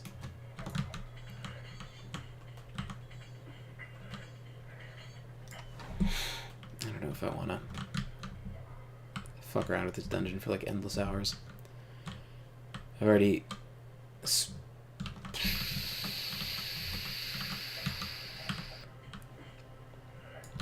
like, I feel like every time I do a quest, I'm like punished with a ridiculously long, stupid quest. Like, if I do a quest I haven't done before, it's like, oh, maybe this will be an interesting quest. And it's like, no. Is that from the mod that adds the new guild? Yeah, the Archaeologist Guild. But for some reason, there's no console command to increase my stats. So I don't really have a way of joining the guild other than making a new character. No, I'm obviously not going to do that. So there's not really any way in the vanilla game to beat a dungeon. So I'm going to cast a special spell. Don't worry, this is all canonical. And I'm just going to go find this guy. And it's probably going to be equally as hard no clipping through the walls. Because this dungeon is labyrinthine. As you can see, yeah.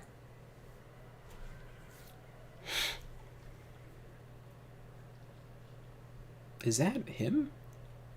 Just disconnected from the rest of the dungeon. It looks like a mummy, actually. Is that a mummy? What do we got? Mummy? Robot? Doesn't it look like RoboCop? Now that it's moving, it looks like a mummy, but like... Yeah, it's a mummy, but it's funny how, like, it's so pixelated, your imagination can make it look like other things. It's a cool statue over here. Just fly in here and check it out. That is pretty cool. Giant bat just died.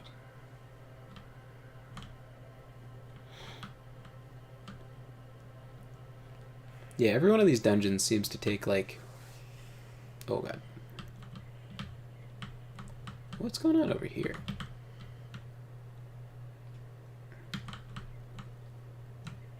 Oh, these must be Drew. Yeah, like, they kind of look lobstery in Oblivion, so I guess that's what they look like in this game. I guess so. Quite cool. But we're not gonna do that. Okay.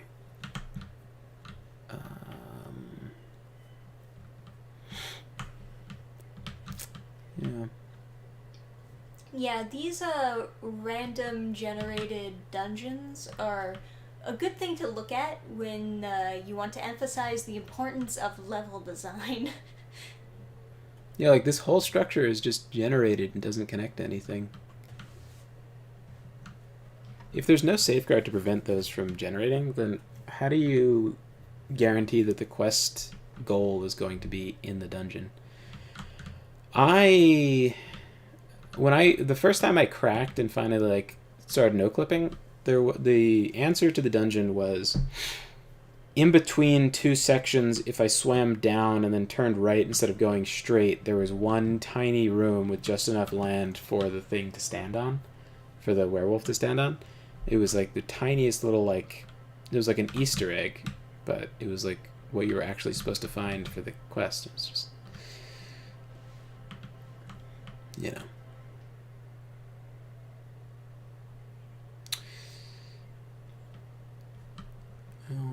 What's this over here?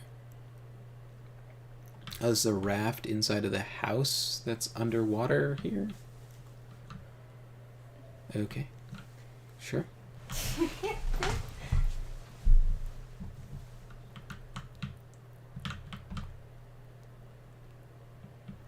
But yeah, as I said before, I'm trying to, like, gauge interest in that concept of, like, playing as a family or as a house. The whole idea of having your next character inherit some of your heroic deeds, like if that would be an appealing concept, like if you could see yourself kind of being satisfied with all the different characters you'd want to play coming from the same, like, house or family or lineage, rather. Oh, this is a whole section that's just not connected? Or is it over here? Secret wall? No, it's just a disconnected section. I think this is too. Oh, man. Alright, so let's see. Telly to Qui marker. Okay, so there is a guy in here, but like, where is this?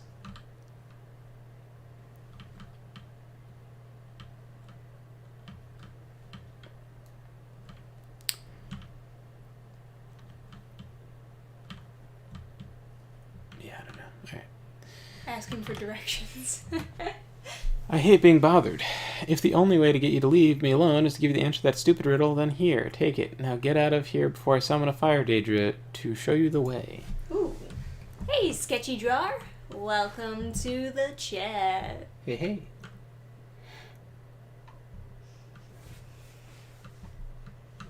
Ah, good old shadow dashing. If you knew about the unofficial patches that made the game much more stable, the game is stable. It's just chaos. Buy my book. On a related note. I forgot to promote it. Buy it. Oops. I'm talking about the release version. Oh, okay.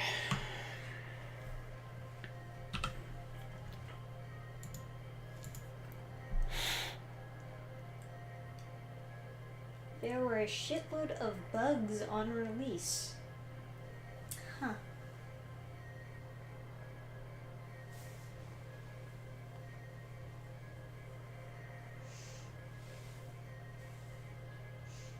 Okay.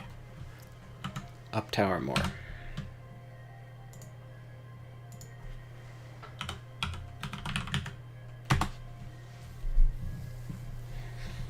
I do want to go to up tower more. The game unwinnable. Huh. Yeah. I can imagine it being quite frustrating to go through all these random generated dungeons and then have a bug make it so that you can't win regardless.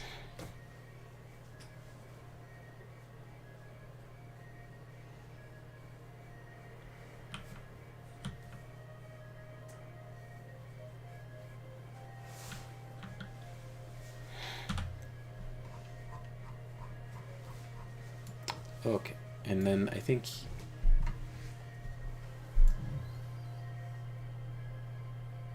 Where do I hand in the quest? It was in a store, I guess? Are any stores open? Okay.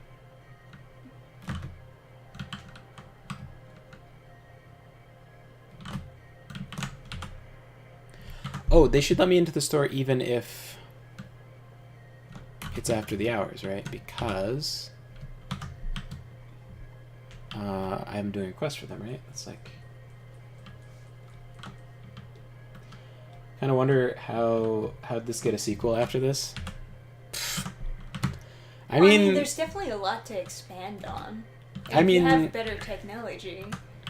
well, I don't know. I mean, like playing this game, I enjoy this game quite a bit, but you know, in a way, I do get what you're saying. Although, I guess you have to look at what other games at the time look like to see how this would be. You know.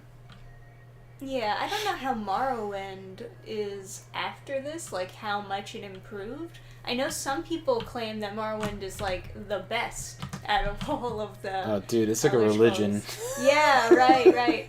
I mean, obviously Oblivion is very good. The one I started on is Oblivion, so that'll always be my favorite. But I do want to play Morrowind. It's just $15, and it's like not worth $15 to me. Gotta wait for it to be on sale for like $2. Yeah, well, okay, yeah, I'm gonna get it on sale, but you know, part of me is like Starfield, so maybe I should just pirate it. But hey, Adam, what is your favorite game genre? Game genre. Does RPG count? Because obviously it would be like fantasy RPG, but that's, I don't know if that counts. Because within fantasy RPG, there's like CRPG, there's turn-based CRPG, there's grid-based, turn-based CRPG. Eric Lowry says, I hate Morrowind, honestly, and I hate that people say it's good. It doesn't hold up at all. Maybe I'm just a pleb. I don't know. It is an old game, so that is something to consider, of course. Matthew Atkinson says, Morrowind took away a lot of mechanics from this, but it was the first 3D game and got some forgiveness from some fans. Okay. Hey, check it out. You know what Morrowind doesn't have? A climbing mode. Yeah. Batman. Dude, climbing is nuts. The fact that they took that out, probably because they were like, oh, we have to make an animation for third person. Oh, they can like sequence break. Oh, they can look through the ceilings in the dungeon. Wah, wah. How about you just shut up? It's amazing. This is so cool. I feel like how do you play a rogue in the future Elder Scrolls games walking on the ground? Oscar says, for the limitations of the tech at the time, this is a pretty good effort at a game made in here. Yeah, I would agree, honestly. There are, like, a lot of charming things about this game, even if the dungeons are hell.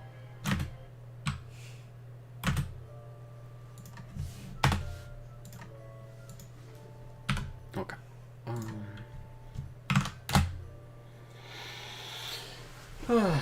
I was into them, but learned to appreciate them after trying Fire Emblem. Dude, what an RPG.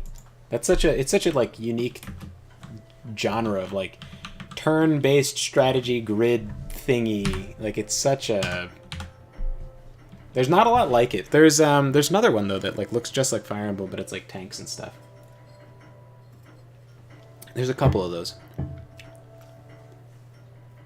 Okay, so I guess I'll just go all to the same businesses because it was a shop with a squatting guy. That was okay. Let's try this one. I think it's this one. Yes. Okay. Dunastair Yamsley rips open the letter from Mordard Garrowing. Kindness, of course. Now I understand why Victera Yoming sent me on this quest. It is not enough to love her. I have to show her kindness as well. You have been the most helpful, Ichabod. Here is the gold I promised you. Not even close to enough money, you fucking piece of shit. Alright. Anyway. Garbage quest. Sorry, we have like a main quest to do, and I just totally did not. That's right. We'll get there. Oh, sorry, no, it's not in the quest log. It's in this Princess Wayrest. No. Someone gave me a letter. What was the letter? Did I put it in my wagon somehow?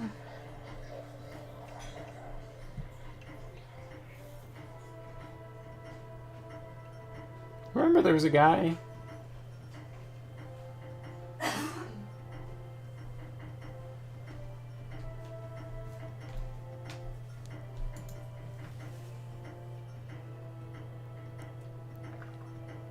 I already did that, right?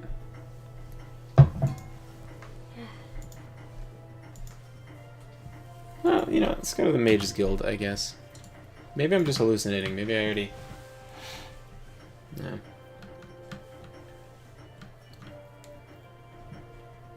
Super Robot Wars sounds super familiar. Yeah, I guess you've played more JRPGs than me. I just, I don't know. Fire Emblem was super unique for me at the time. I played Sacred Stones, and I loved it. I loved a lot of the characters. Fire Emblem is too soft, though. Like, it's always the villain is, like, the more hardline, kind of, like, tough faction. And you always have to pay these... You always have to play as these, like, super, like, soy factions. Like, Ike, who's, like... Oh, why are people mean to beastmen? Oh, it's like, fucking, this kid. Identify? Identify. Nope. Identify? Nope. You're gonna make not identify. Okay.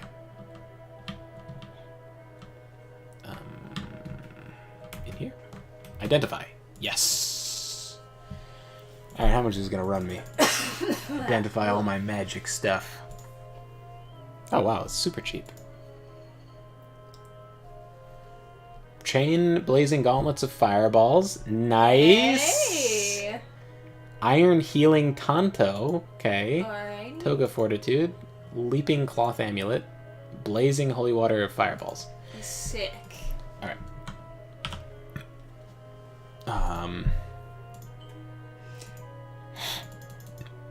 Can we not equip... But is this a amulet? Now, what are we talking about? Healing Tanto. Cast when used, heal. Okay. Maybe I'll... What if I equip this in my other hand? Oh my god, it's so tiny. And what does Toga Fortitude mean? Cast when... Okay. Fortitude. So if I hit K, that's casting with the magic stuff. Hey, Never, welcome to chat. Welcome, welcome. Long time no see.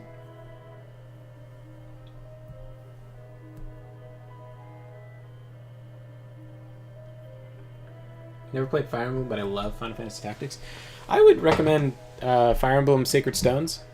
That was my absolute favorite. That's probably still one of my like top favorite games. I loved the little, even the little like romance things you could do between the characters. I thought that was so cute.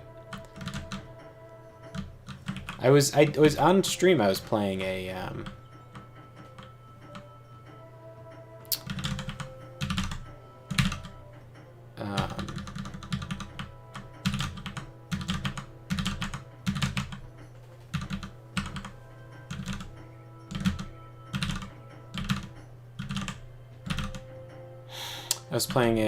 doing a playthrough of Fire Emblem Sacred Stones like a while ago. I'm just thinking like where I was in that game. I think I got farther than I had gotten before. I had a save on my actual Game Boy I found a while ago, and it was before you choose Erica or Ephraim, and every character was at level 20, no class changes had been chosen, and everyone had maxed out affinity. And it's like, just close this sacred relic. Like, I don't know, there's something about it I couldn't quite... Let's hunt for... You know what? No, I don't want to do it, because you won't tell me where their house is, so I'll just do the same quest until someone gives me another letter to go somewhere and... Fucking idiots. I swear to God, I must have gotten 2 letters from the Princess of Wayrest. Am I supposed to go back and talk to her again?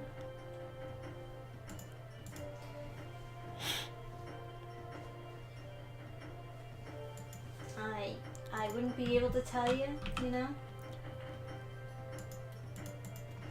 Never says, I kind of listened to some of the last few streams, normally at work. Like now, I'm getting ready to leave.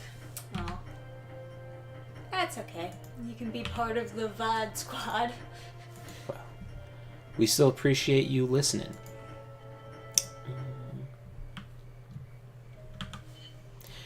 But anyway, yeah, no, that concept I was talking about before, with like the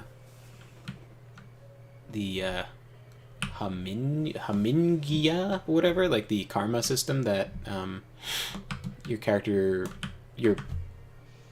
gains. Oh fuck! They gain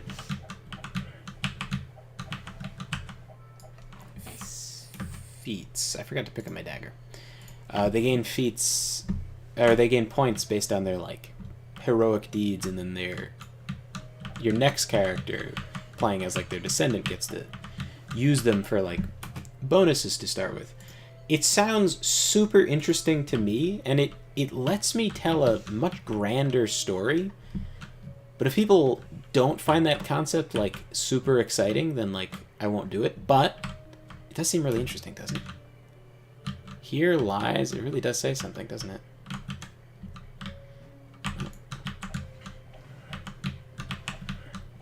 But it seems super interesting to me. I don't know. I would have a a lot of fun with it. There's certainly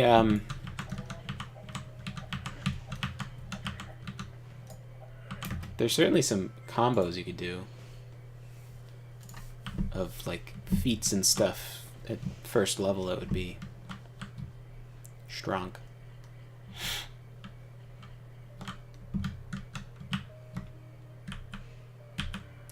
Maybe I could let you buy levels too.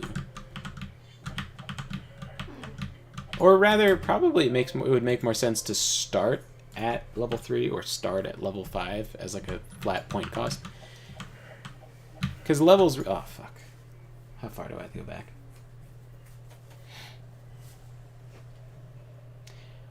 I did hear the one about the D&D players who kept sleeping at the gate to the castle. I'm glad you appreciated that. Okay, so how far back is this? I guess this is after I did the quest? But before I got the Spider School quest?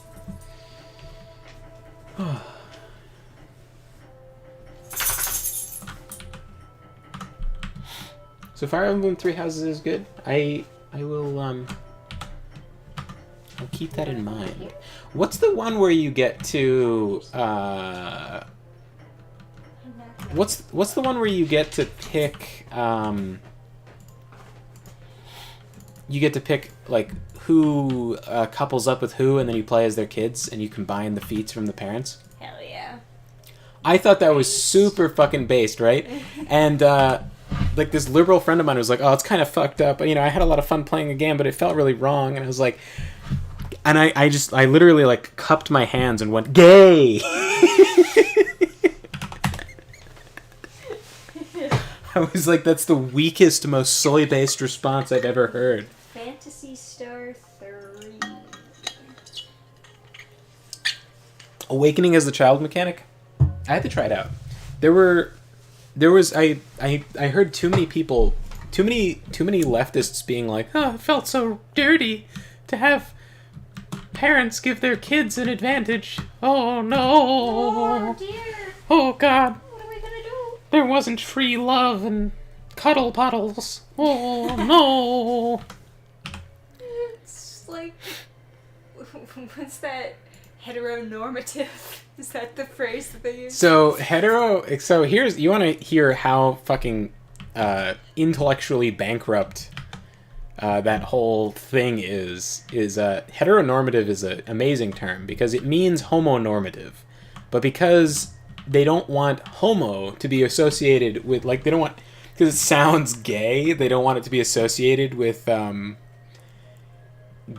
don't want it to be associated with something they're trying to say is bad, because then it will, you know, associate gay people with bad thing. Mm-hmm. So they literally just made it heteronormative, despite that not being a word that describes what it is. Eric says, since 95% of the population is straight, it's almost as if hetero is normal. So heteronormative is it's the concept that, like, well, it is useful for them to say heteronormative because that's when a leftist is interpreting what is homonormative. So they would say, so I was taught in school that people are only straight because of the patriarchy and people making you be straight. And so if everyone could choose, everyone would just be gay, right? Right. Like, that's their thesis, that everyone is secretly closeted gay and they're only being, like, straight because they're, like... And you... Patriarchy or whatever. You see it in discourse. Sometimes people will be like, "Oh, it's almost as if they're, like, secretly gay, like, that, you know... If only it's like, oh, they hate gay people because they're insecure that they're gay." Everyone in history was gay. Yeah. They just weren't allowed to be gay. Fucking killing me. No, journal, dialogue notes. No. I left my dagger at We're the all heterosapiens. Gothway guard. Oh. Jamie Rose says, that's one bizarre thesis. Kirkcart Wood. We're going to Kirkcart Wood. Kirkcart. You want to hear deranged theses? You go to a liberal arts college. They're all you've fucking got insane. a ton of them you were taught. Gabe the Gent says, I've only played Genealogy, don't have a 3DS, and Citra doesn't work on my PC, so I don't know exactly how it is in Awakening or Fates. Ba-dum-bum-ba-dum-bum. But yeah, I do like the idea of a role-playing game where there's romance available, and then also you get to play as their kids afterwards. And like someone was there was this like I remember there was this like nerdy like cucky guy or whatever who was telling me about the game, and he was talking about his guilt in like making playing the game or whatever. He's like, oh, it's so fun, but and he was like, so there's this power where he was like talking about these feats, and he's talking about it like it's like some weird like he's watching porn where they're like shitting in each other's mouths, right? It's like so dirty that he's playing Fire Emblem Awakening or whatever, and he tells me about a feat. Or like a trait, whatever they call it in the game, like a unique characteristic where if they attack a second time, typically Fire Emblem is like you attack first and they attack you back, end of combat. But if you're really fast, you attack a second time afterwards after you've been hit. So it's not super useful to be like extra fast, but it's fine, right? Early game, it's not that useful because you're gonna die like if you get hit with a lot of the characters you're trying to train up. Or anyway. If you attack a second time, it's automatically a crit. So it's not you don't attack that much a second time, so it's not that useful. So I'm hearing this ability, I'm like, oh, that's not that great. And he's like, but there's another character that has, I think it's called Astra. It's something like a meteor. It reminded me of a meteor. The picture. Reminded me of a meteor. With a name like Astra, that would make sense. It was something like that. I'm sure. I guarantee Gabe's about to drop the knowledge on us. He knows what this ability is. He knows. But yes. It is. The ability is, and as soon as he said the ability, I remembered what it did, even though there's like, it doesn't play a big, like the name of the traits doesn't play a big role in Fire Emblem. There's a character, Stefan, in Fire Emblem Path of Radiance who has this ability. If he crits, he attacks again, even if he's already attacked twice. So, with this person, they attack twice, it's automatically a crit. And then this guy is, if he attacks twice, if he does a crit, he attacks again. So, with their powers combined, their child would attack infinite times until the enemy is dead.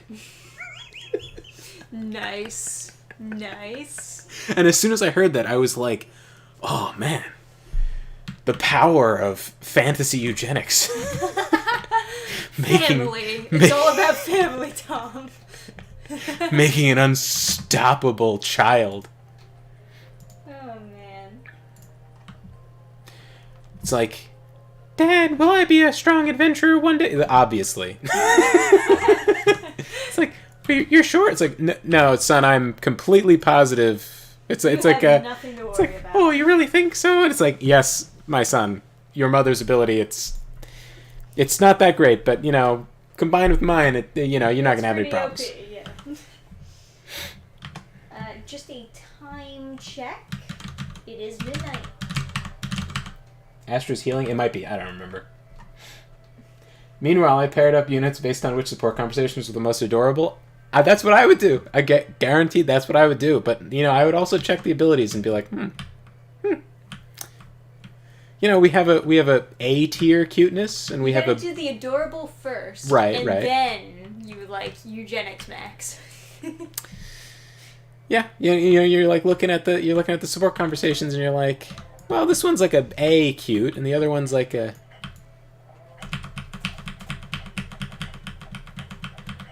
Okay. Oh fuck. It's like this one's like an A cute, and that one's like a B plus cute, but Oh my god. Alright, I'm out of here. Fuck this. I have no survivability with this character. Aww.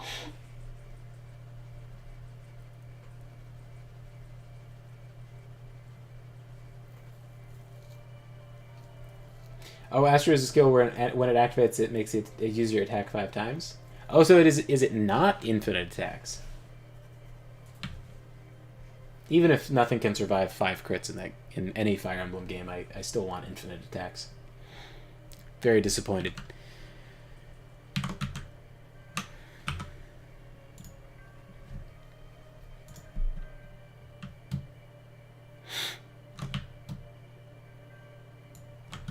You were the one keeping me from healing, you fucking loser.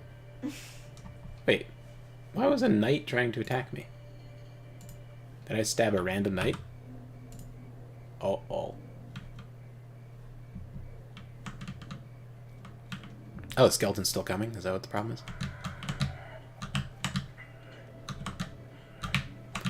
The problem is, like, all the different enemies and characters and stuff all have, like, the same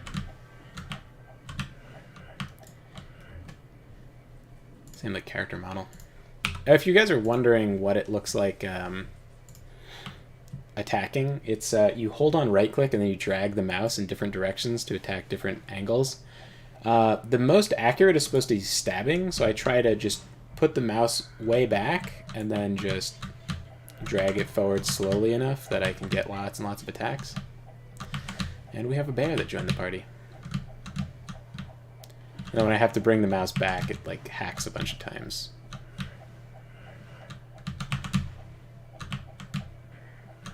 Trying to make sure I'm stabbing for longer. Okay.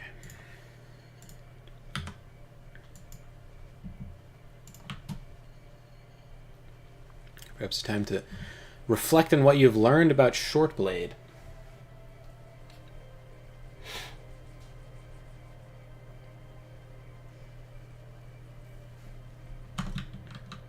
I thought that mushroom was a bear. A low, ghostly moan shivers by. Smell freshly buried dead.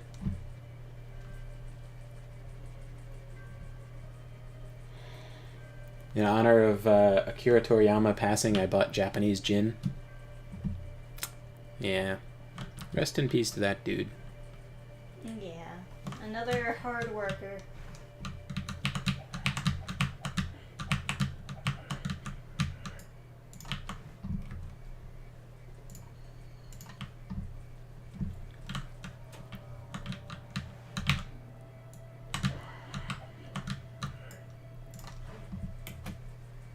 Alright.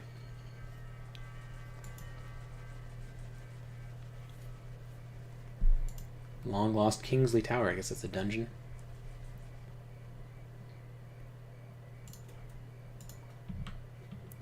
Alright. Now,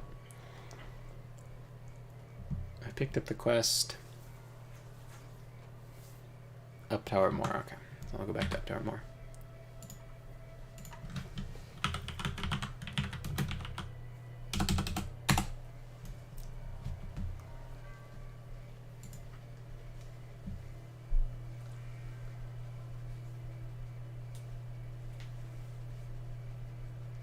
You get it as a mastery skill if the unit is a sword master class. So you can choose the skills for the individual characters and then pair them off to make the optimal children. Yeah. This sounds very exciting.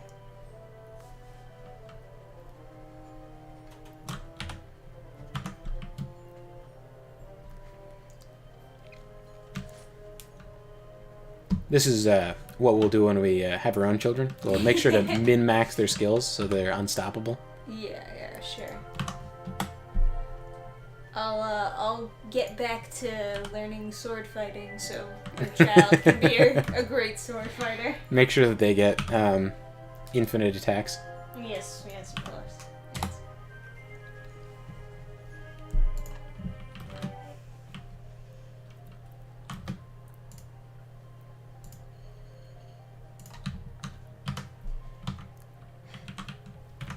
Eric Clary says, my favorite tactic in 3H is to use Alert Stance Plus, which gives you plus 30 avoid if you do nothing except wait. So you fly into enemy territory and let the enemies throw themselves into the meat grinder you just made.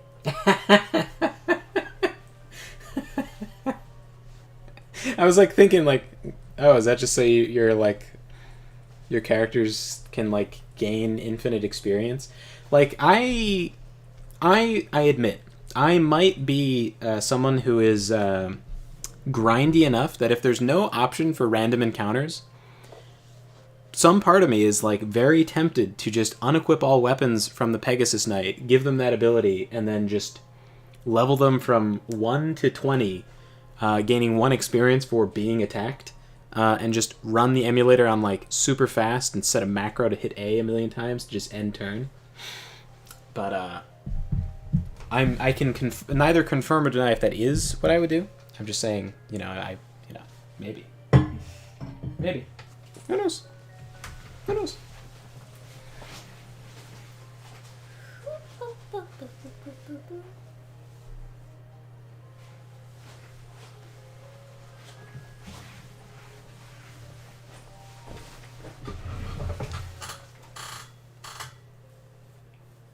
Japanese vodka is also very good in my experience in the past. Yeah, but no. Me and Adam, we don't really drink.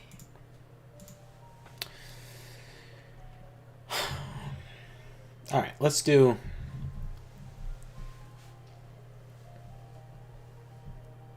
crazy. We'll do a different quest.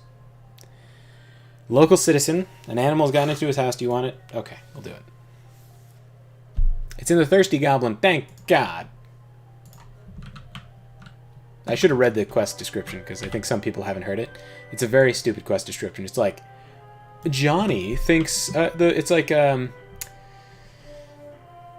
Johnny thinks it's a bear, while his wife thinks it's a tiger. In either case, or no, that's when it's bats and rats. It's like the husband thinks that it's a.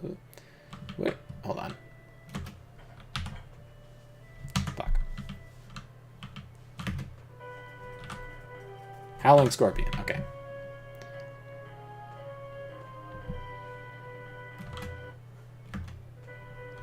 What's this called? Feather and Wolf.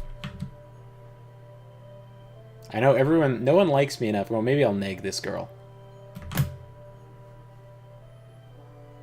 Taverns. Thirsty Goblin.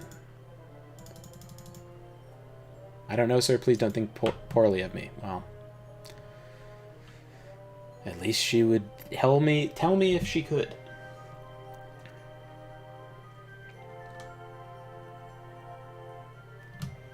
Ichabod's face edited? What are you talking about? This is part of the game. He just looks like that. I found a face that looked the most. Oh God! Fuck! That's a tiger. Shit. All right. You fucking idiots, just standing there. Yeah, they're just watching you get attacked by a tiger. I was like, I haven't seen that NPC before. I was like, oh God, it's a tiger. I'm looking.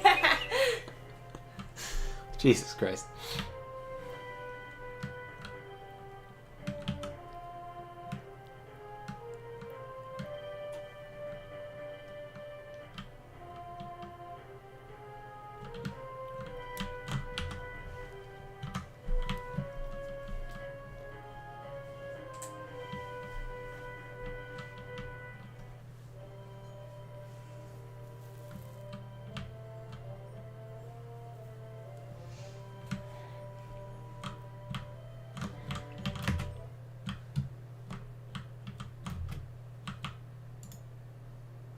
Use your gold, Ichabod.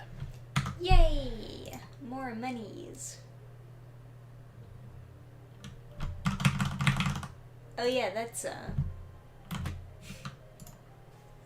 So we have unwanted house guest. Another tiger? Or a bear, perhaps? He seems rather confused as to whether it is a bear or a tiger. Yeah, what a right. fucking moron. Alright. Gairsley residence in Ashton Hall. Gairsley residence.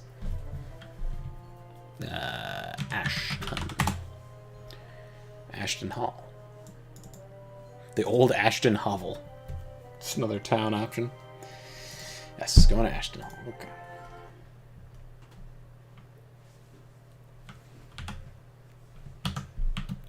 guess I'll just go to every house until someone lets me in. This is kind of dangerous. Because I don't know when I'm going to run into a bear or a tiger in someone's house. Sir. General? Garrison residence. Shouldn't have to ask such a stupid question. This fucking guy. Alright, let me neg some ladies. Come on, come on, come on. General.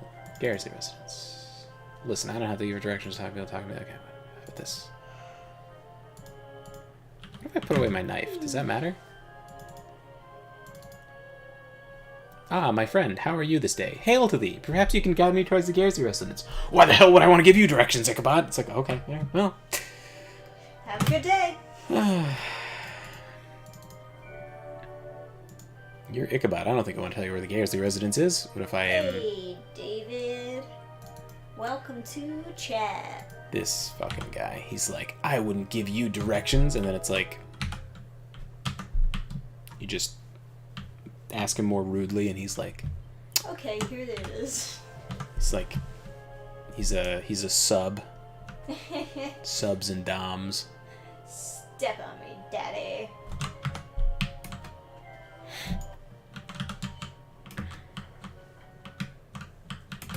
You guys ever have friends that are like into BDSM stuff and they won't stop fucking talking about it? No. Yeah. Not I. Pretty happy for that, honestly. Me I too. don't really want to know that. Me people's, too. Fetishes. Although I have found in my years it could be worse. I suppose.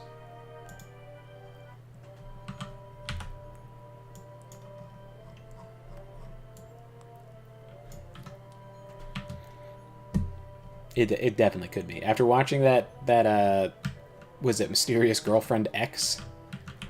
Is that what that one was? Yeah, the one with the drool. Yeah. That was brutal. My friend does a getting stepped on fetish.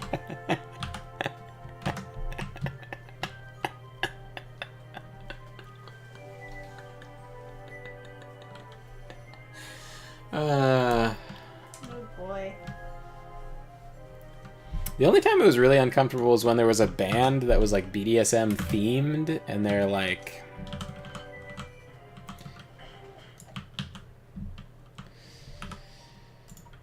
You know.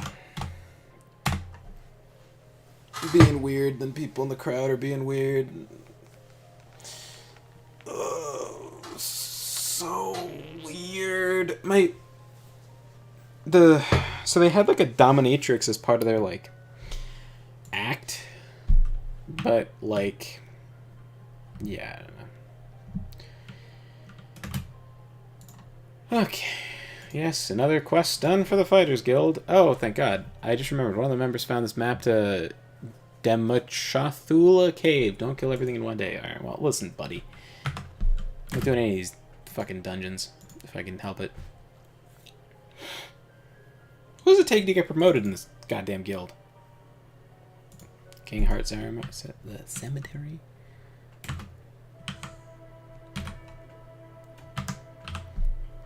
Killing all these necromancers. Nobody did sleep with a furry. Well. I'm sorry. I was told by a furry that it's not a sex thing. Yeah. I have no choice but to believe them.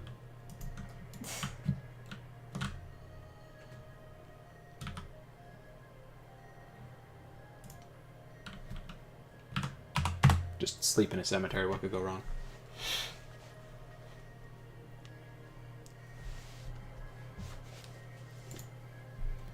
I remember, I had two equally cringy moments at a Ren Fair. Fucking damn it. one time I was with a group of like metalheads, and Sorry, Kurt. I would say BDSM kind of shows up a decent amount in that sort of crowd. And I was talking to this guy's girlfriend about something. I don't remember what the conversation was about. But in the middle of me talking to her, she just like... She picks up these like leather restraints, and then she like bites her lip and then pulls them apart as hard as she can. And I was like, just like super violently. And then she's like, whew, yeah, I just wanted to hear that sound. And I was like, oh, okay. It wasn't an ASMR thing. It was like a, you know, sex thing. But, then another time, my elven dagger has broken. Alright, face my Nippon steel. Shit. Somehow this dagger looks even goofier.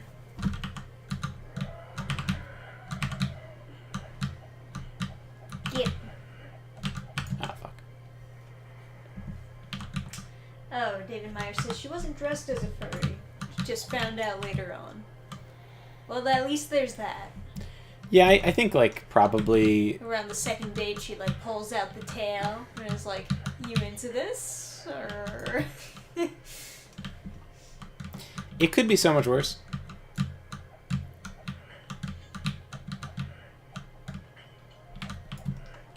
Like, when you... Yeah, I don't know.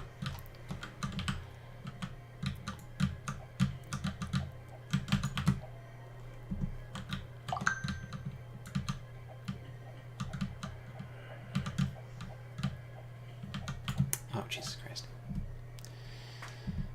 Yeah.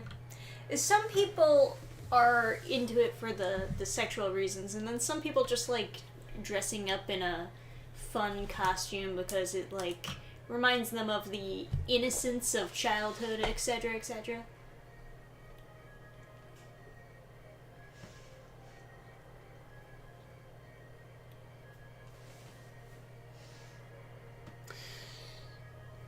I don't think I believe that claim that it's not a sex thing. I don't know. I remember I had this friend who was like, they like came out to us as like me and my friend as a furry, and I was like, what? Like, I literally just... If you're coming out, it seems like a sex thing, I gotta say. Right. No, but I just literally had no idea what they said, and then they were like, I was like, no, what did you say? And then they're like, a furry, and I was like... Yeah, what is that? And like, what the fuck is that? What are you even fucking talking about? And I just didn't know what it was, and then they're like, oh, you know, I bet you hate me now, and I was like... No idea. I don't know what this is. And,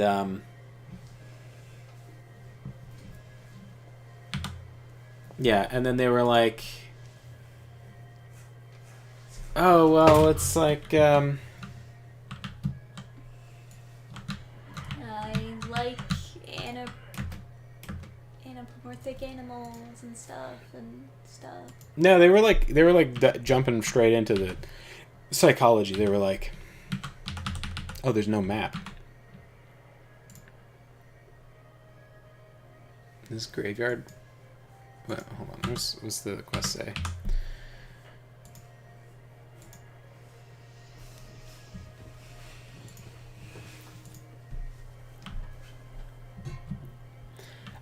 They were like, oh, it's because, like, my parents didn't hug me enough.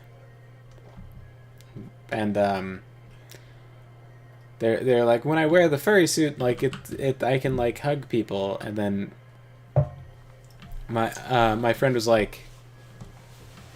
You could just ask for a hug. Yeah, well, I think we were both at the same time like, what are you talking about? You can hug people outside of a fursuit. If anything, I was like, the fursuit, like, will push me away from you much more.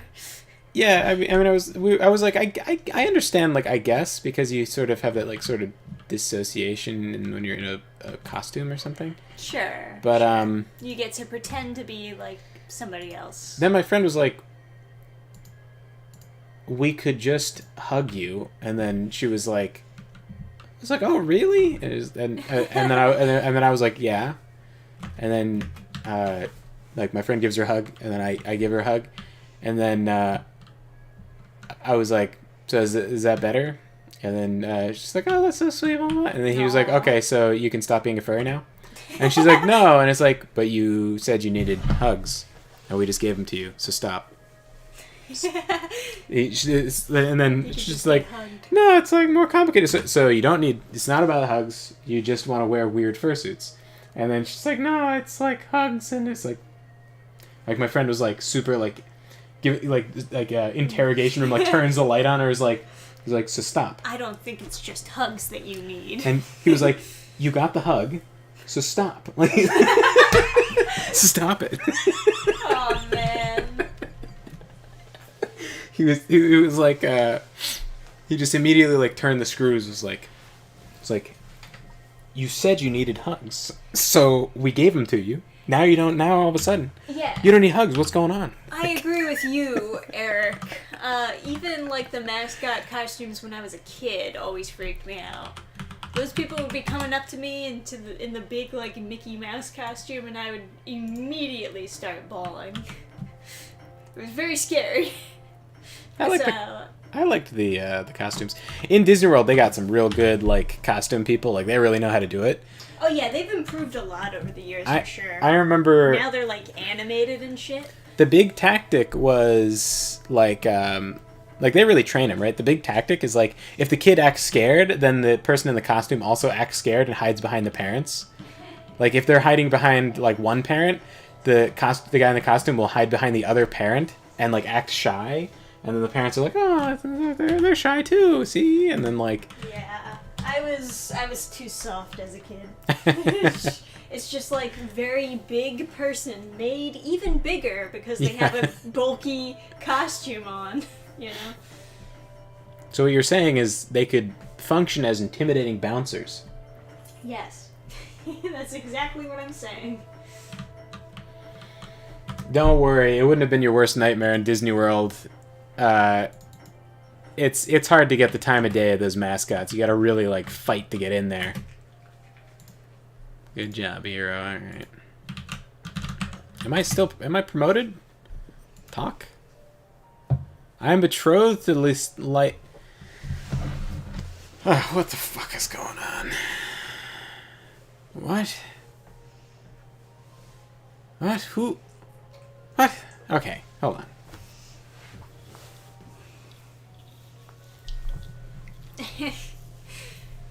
I just wanted to ask you about my promotion. Man, what are you talking about?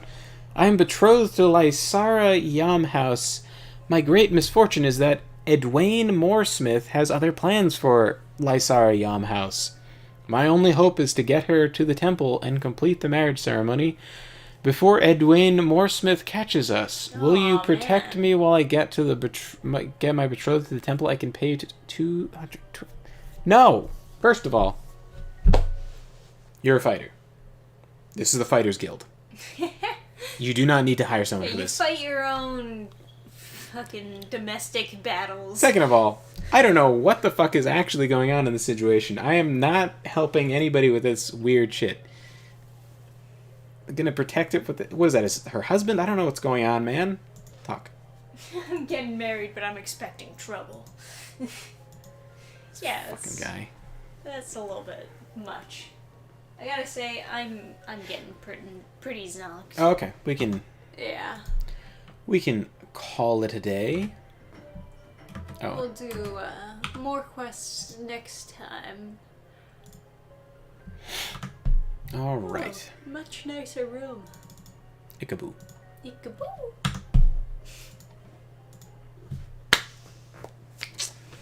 And... Plop. Well, bam! Reaper, book 1. Funding now on Indiegogo. Go back, buy a book. Go buy it. It's my book, and you gotta buy it. It's because it's good. It's because I brought up furries, isn't it? No. Trisha is like kind of slumped over here. But speaking of furries, I saw a really funny. Oh, come on! I saw a really funny comment. Why did you have that already queued up on the StreamYard? How did you know? I saw a really funny post on like it was I forget what mod this was, but I was this is for RimWorld. So there's like these people that are pig people, and there's like these like animal people, and this guy, this is their real profile picture, right? And they're angry. I don't know what the mod was for, but it was like they were. I think it was like a marriage thing or a. It was like some kind of relationship mod, and so this guy wanted them to. He's like. It's like, could you by chance... I'll just read it. Sorry, I'll read the comment. Sure. Could you by chance add the ability to change the romance multipliers? I'm trying to say modifiers, but then they wrote multipliers, and I'm just combining them. For pig nose and fur skin, they're currently at X 20%, which is absolutely ridiculous and unrealistic. I could like to change them to 80% instead. I would say 20% is way too fucking high. I'm not marrying a pig person. Yeah, right? Does you think this is like the Penelope movie? I'm not fucking someone with an actual pig head. Nose of a pig, but everything else is like hot. It's like what? No, it's. Is that a thing? You don't remember the Penelope movie? What? It's no. like a girl who's like cursed with the nose of a pig, but like the rest of her is fine. And then the curse is like the curse is lifted by the end of the movie. But like that idea of like animal people mostly being human, but just like one thing is like animalistic, like cat girls or something. Ugh. Yeah, right. Nah, get the fuck out of here. Her nose turns back to normal at the end of it, at least. It's too late. I've already seen her. Yeah. Anyway, I thought this was really fucking. It made me laugh super hard, so I just had to. I just had to screenshot it, and I will not have you slander my cat girl, bro. You have to see what the fucking cat people look like in RimWorld. It's not good. Yeah. In the actual game, they are not like that, where they're very mostly. It's not like a hot anime girl plus cat ears. It's just like a fucking like animal. When Gangrel's frenzy, they get an animalistic feature afterward. Fun fact. By the way, Vampires the Masquerade, or like rather Werewolf the Apocalypse, fucking insane. They so how werewolves come to be? There's no curse in Werewolves the Apocalypse. They are born. So a werewolf and a human makes a homid. That's a human. That's kind of like Teen Wolf, where they discover their powers later in life, and then they they have to go grapple with them. Then there's the forbidden love of a mutus. That's a werewolf and another werewolf. That's like kinky because it's two of the same kind having babies. And then wow, that's crazy. There's one final category, and that is a human having sex with a wolf. No, I don't like that. And those are considered the most like true werewolves. Those are like the lupus or whatever. They're the strongest version. And I was looking up the differences between the versions because I was like, oh, well, that's the most feral version, right? So that would probably be the Get Fenris or whatever. It turns out their daddies fuck dogs. Bizarre. Yeah, I would say so. It's a bit bizarre. I don't know why you would choose to write it that way. I don't know either. It's there is no basis in mythology for that. No. Even like with minotaurs, that exists kind of. It's like a curse from a god for being like lustful, but like minotaur or like werewolves, it's just not. Yeah, I would retcon that lore too, Eric. This is lore I would probably retcon. Yeah. It's a good instinct to want to retcon that lore. Some stuff deserves to be retconned. Oh, God. Fucking deranged. Although, the game is set in California, so it makes some amount of sense.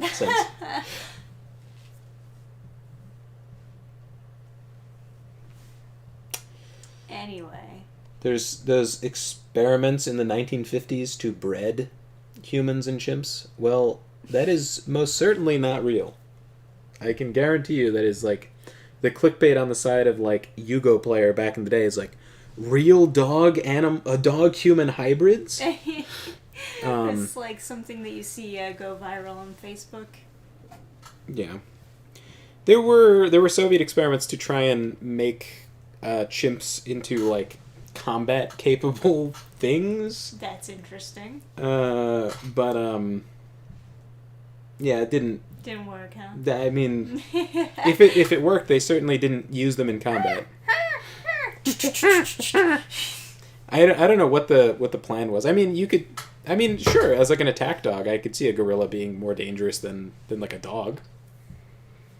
I mean, like, if you just, like, open up a truck full of gorillas and they just, like, pour out onto the battlefield. It's like a Hulk situation with just throwing people. Oh, the experiment in the Soviet Union where they tried domesticating foxes and it sort of worked? Yeah. I do know about that. So they took foxes and they... there are a bunch of people with, like, pet foxes. Yeah, so they took foxes and they bred the aggressive ones together and the unaggressive ones... not together, and the aggressive ones got so aggressive and so mean that they couldn't be naturally mated with each other. They had to have like samples taken and then inseminated into the other one. Yikes. And they had to be really ready when they gave birth because it was so aggressive. Even while giving birth, it would kill its own children. Oh my god! So they had to like those are some bad genes. Yeah, they had to really quickly get the babies away from the mother before it could kill them, and they had to all be raised in isolation because they would kill each other because they were all super, super aggressive.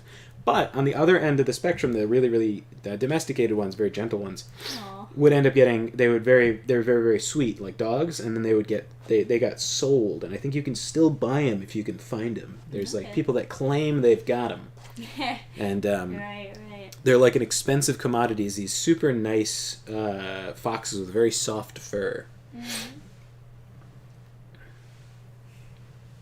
That sounds nice. I would go to a fox cafe and pet the super nice docile foxes. Yeah, I mean, I took Trisha to see some foxes. The foxes and the wolves. Yeah. That was nice. That was a nice day. Yeah. That was like before I ran out of new date ideas. I was like, hey babe, you want to see some wolves? You like animals and shit, right? Fox Girl Cafe. No, like literal fox cafe. They have animal cafes where like they have like pets where you can like actually pet and enjoy the animals, and then also there's a cafe attached. So it would be nice if they had a fox version of that. They might actually already have a fox version of that. I'm not sure. Because they have cat cafes, they have puppy cafes, they have an owl cafe, they have a pig cafe. Yeah. They have a lot of different ones. They have a deer park. Take that as you will. Yeah, there was also deer at the wolf preserve, too. Oh, yeah, of course. There's a lot of deer here. But, yeah, I remember I went there with a friend of mine that was, like, very big into animals, and, when we saw the deer didn't have, like, a plaque or anything. It was just, they were just fenced in for whatever. It wasn't, like, an open exhibit or something. It's just on the way back, when you're walking down the hill. And, a friend of mine knows a bunch about animals, just, like, picked up a random flower and was like, hands it to me, and was like, here, they, the smaller white ones are, like, the most nutritious. I was like, what? And then as soon as I started holding it, a deer walked over to the fence. And I like held it out. A deer stuck its like face through the crack to eat the flower, and I was like, holy shit, you're like a druid. That's cute. Like the deer was far away, but it saw the flower from like a mile out and was like, yeah, I'll come over. I definitely want that flower that you got there. Lunch purposes, I wonder. I know the people who run the preserve, they pick up roadkill. Like they have like their friends will tell them if they see a fresh deer on the side of the road. They're not going to pick up like a rotted deer, but if it's like really fresh, they'll like stop and go throw it in the back of their truck. Makes sense. Flashback to the mystery of the druids. Oh yeah, we never talked about that video, but that's like that's where I first saw the last name Lowry. Was like there's a character in that game called Lowry, and like It's a he's good last name. yeah he's the guy he's the hovering guy in the chair.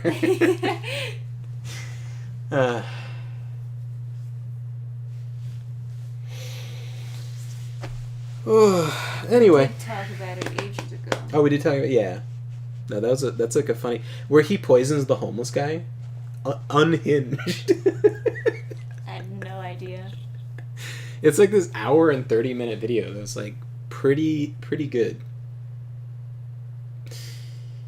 Yeah. Yeah, Mandalore has some good videos, but his game recommendations are unreliable because I got one of the games and I played it on stream, and then immediately the first part of the game, like one of the first quests you get was like, the first NPC is like, oh, you can't tell what gender they are, and they're very smug about it, and it was like, wow. And then I go to the next person and they also had a similar flavor, and I was like, is this a whole world of cocks? Like when you pick your character, you can't be male or female, you just pick a silhouette. And it was like, why? It was just like immediately into the first couple of minutes of the game, I was like, oh fuck, he didn't warn me about any of this shit. I can't rely on his game reviews, but his videos are pretty good. So. Capybara Cafe, yeah, the rodent lord over here. I'd be into that. Yeah. They do look really interesting. They look really calm. You know? It's like weird that they're a real creature. Yeah. Like massive rats. Or rodents, rather. My mom has an extreme phobia of rodents. So, not a fan. Although we did get to babysit the hamster in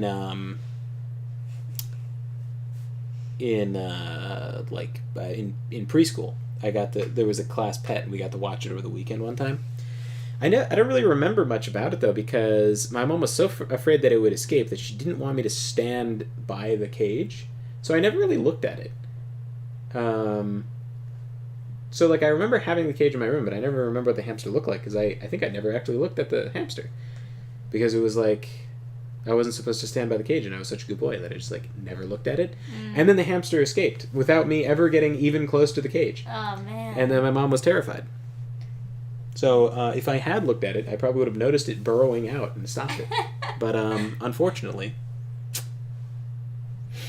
Must be a very good escape artist to get out of the cage. My brother's mother-in-law used to buy a bunch of plants at Lowe's and set them out for my brother to plant for her, and then by the time he would go outside, the deer would have eaten them all. Oh yeah, of course. Of course. They're little motherfuckers when it comes to just eating all your precious flowers.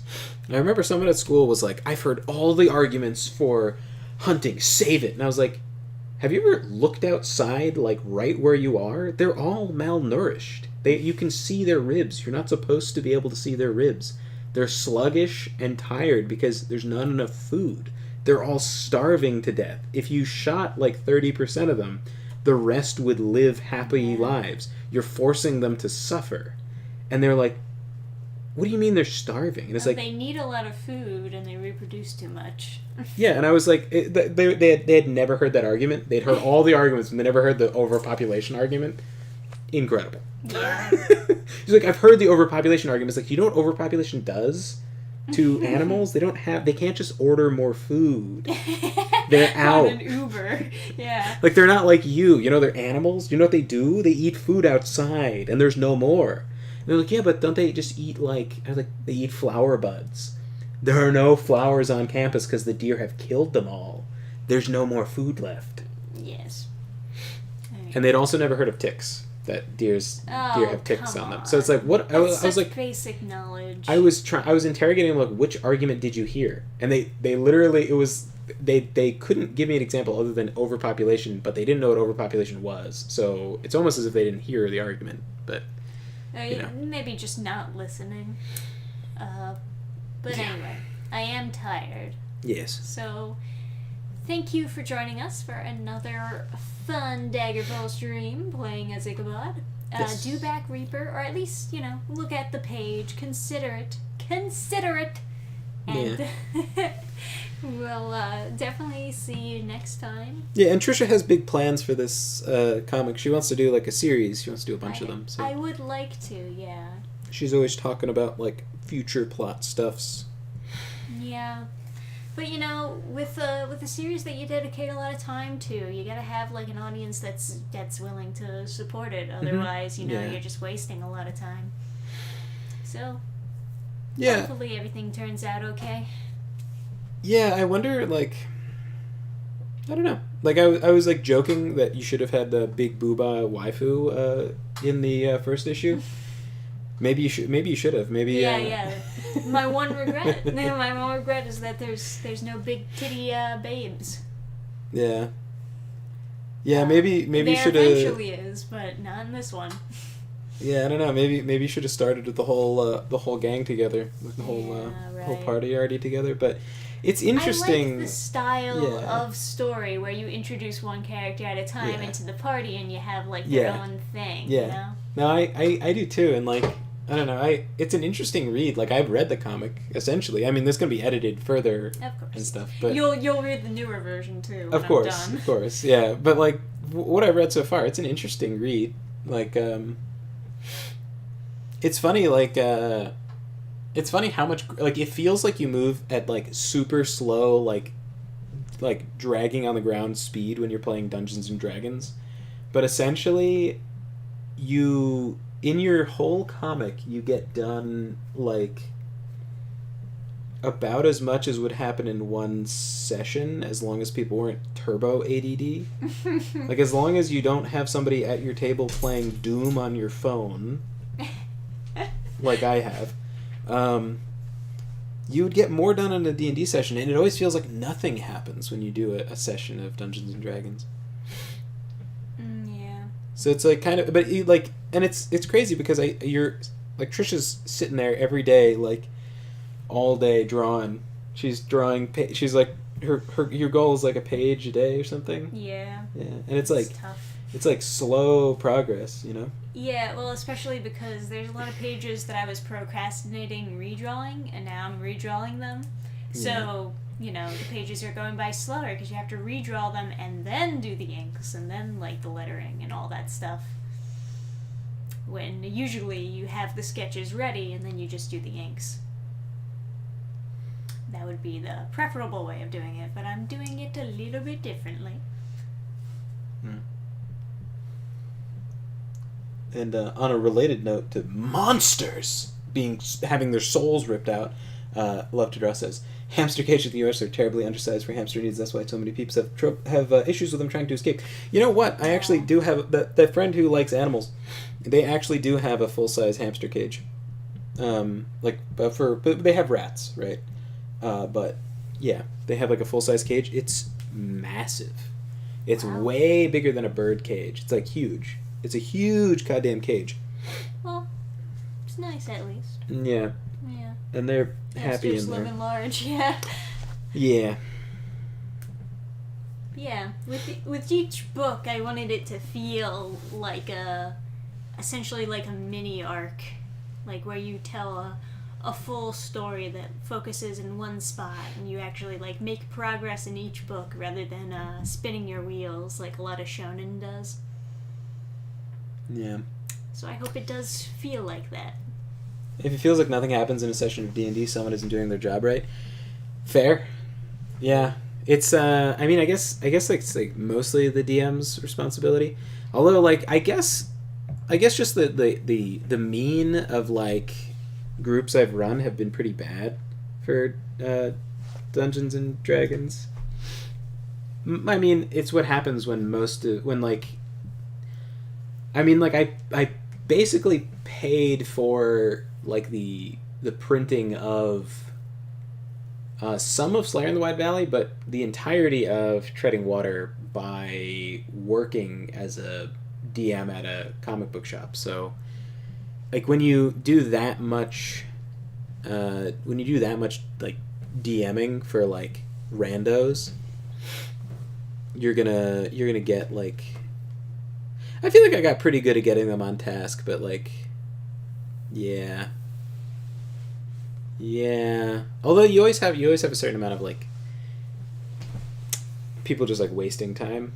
Like, oh man, I mean, like no time to Trisha's gonna collapse, but like I had someone who was like a turbo ultra ascended vegan who was like, oh god, who was like, oh, we shouldn't kill the undead, they and it's like, oh, they have no minds, and then can't kill anything, and then ever. he's like, but still, violence for violence sake is wrong, and it's like, oh wow, get the fuck out of my party. It's the worst character to try to play with. It's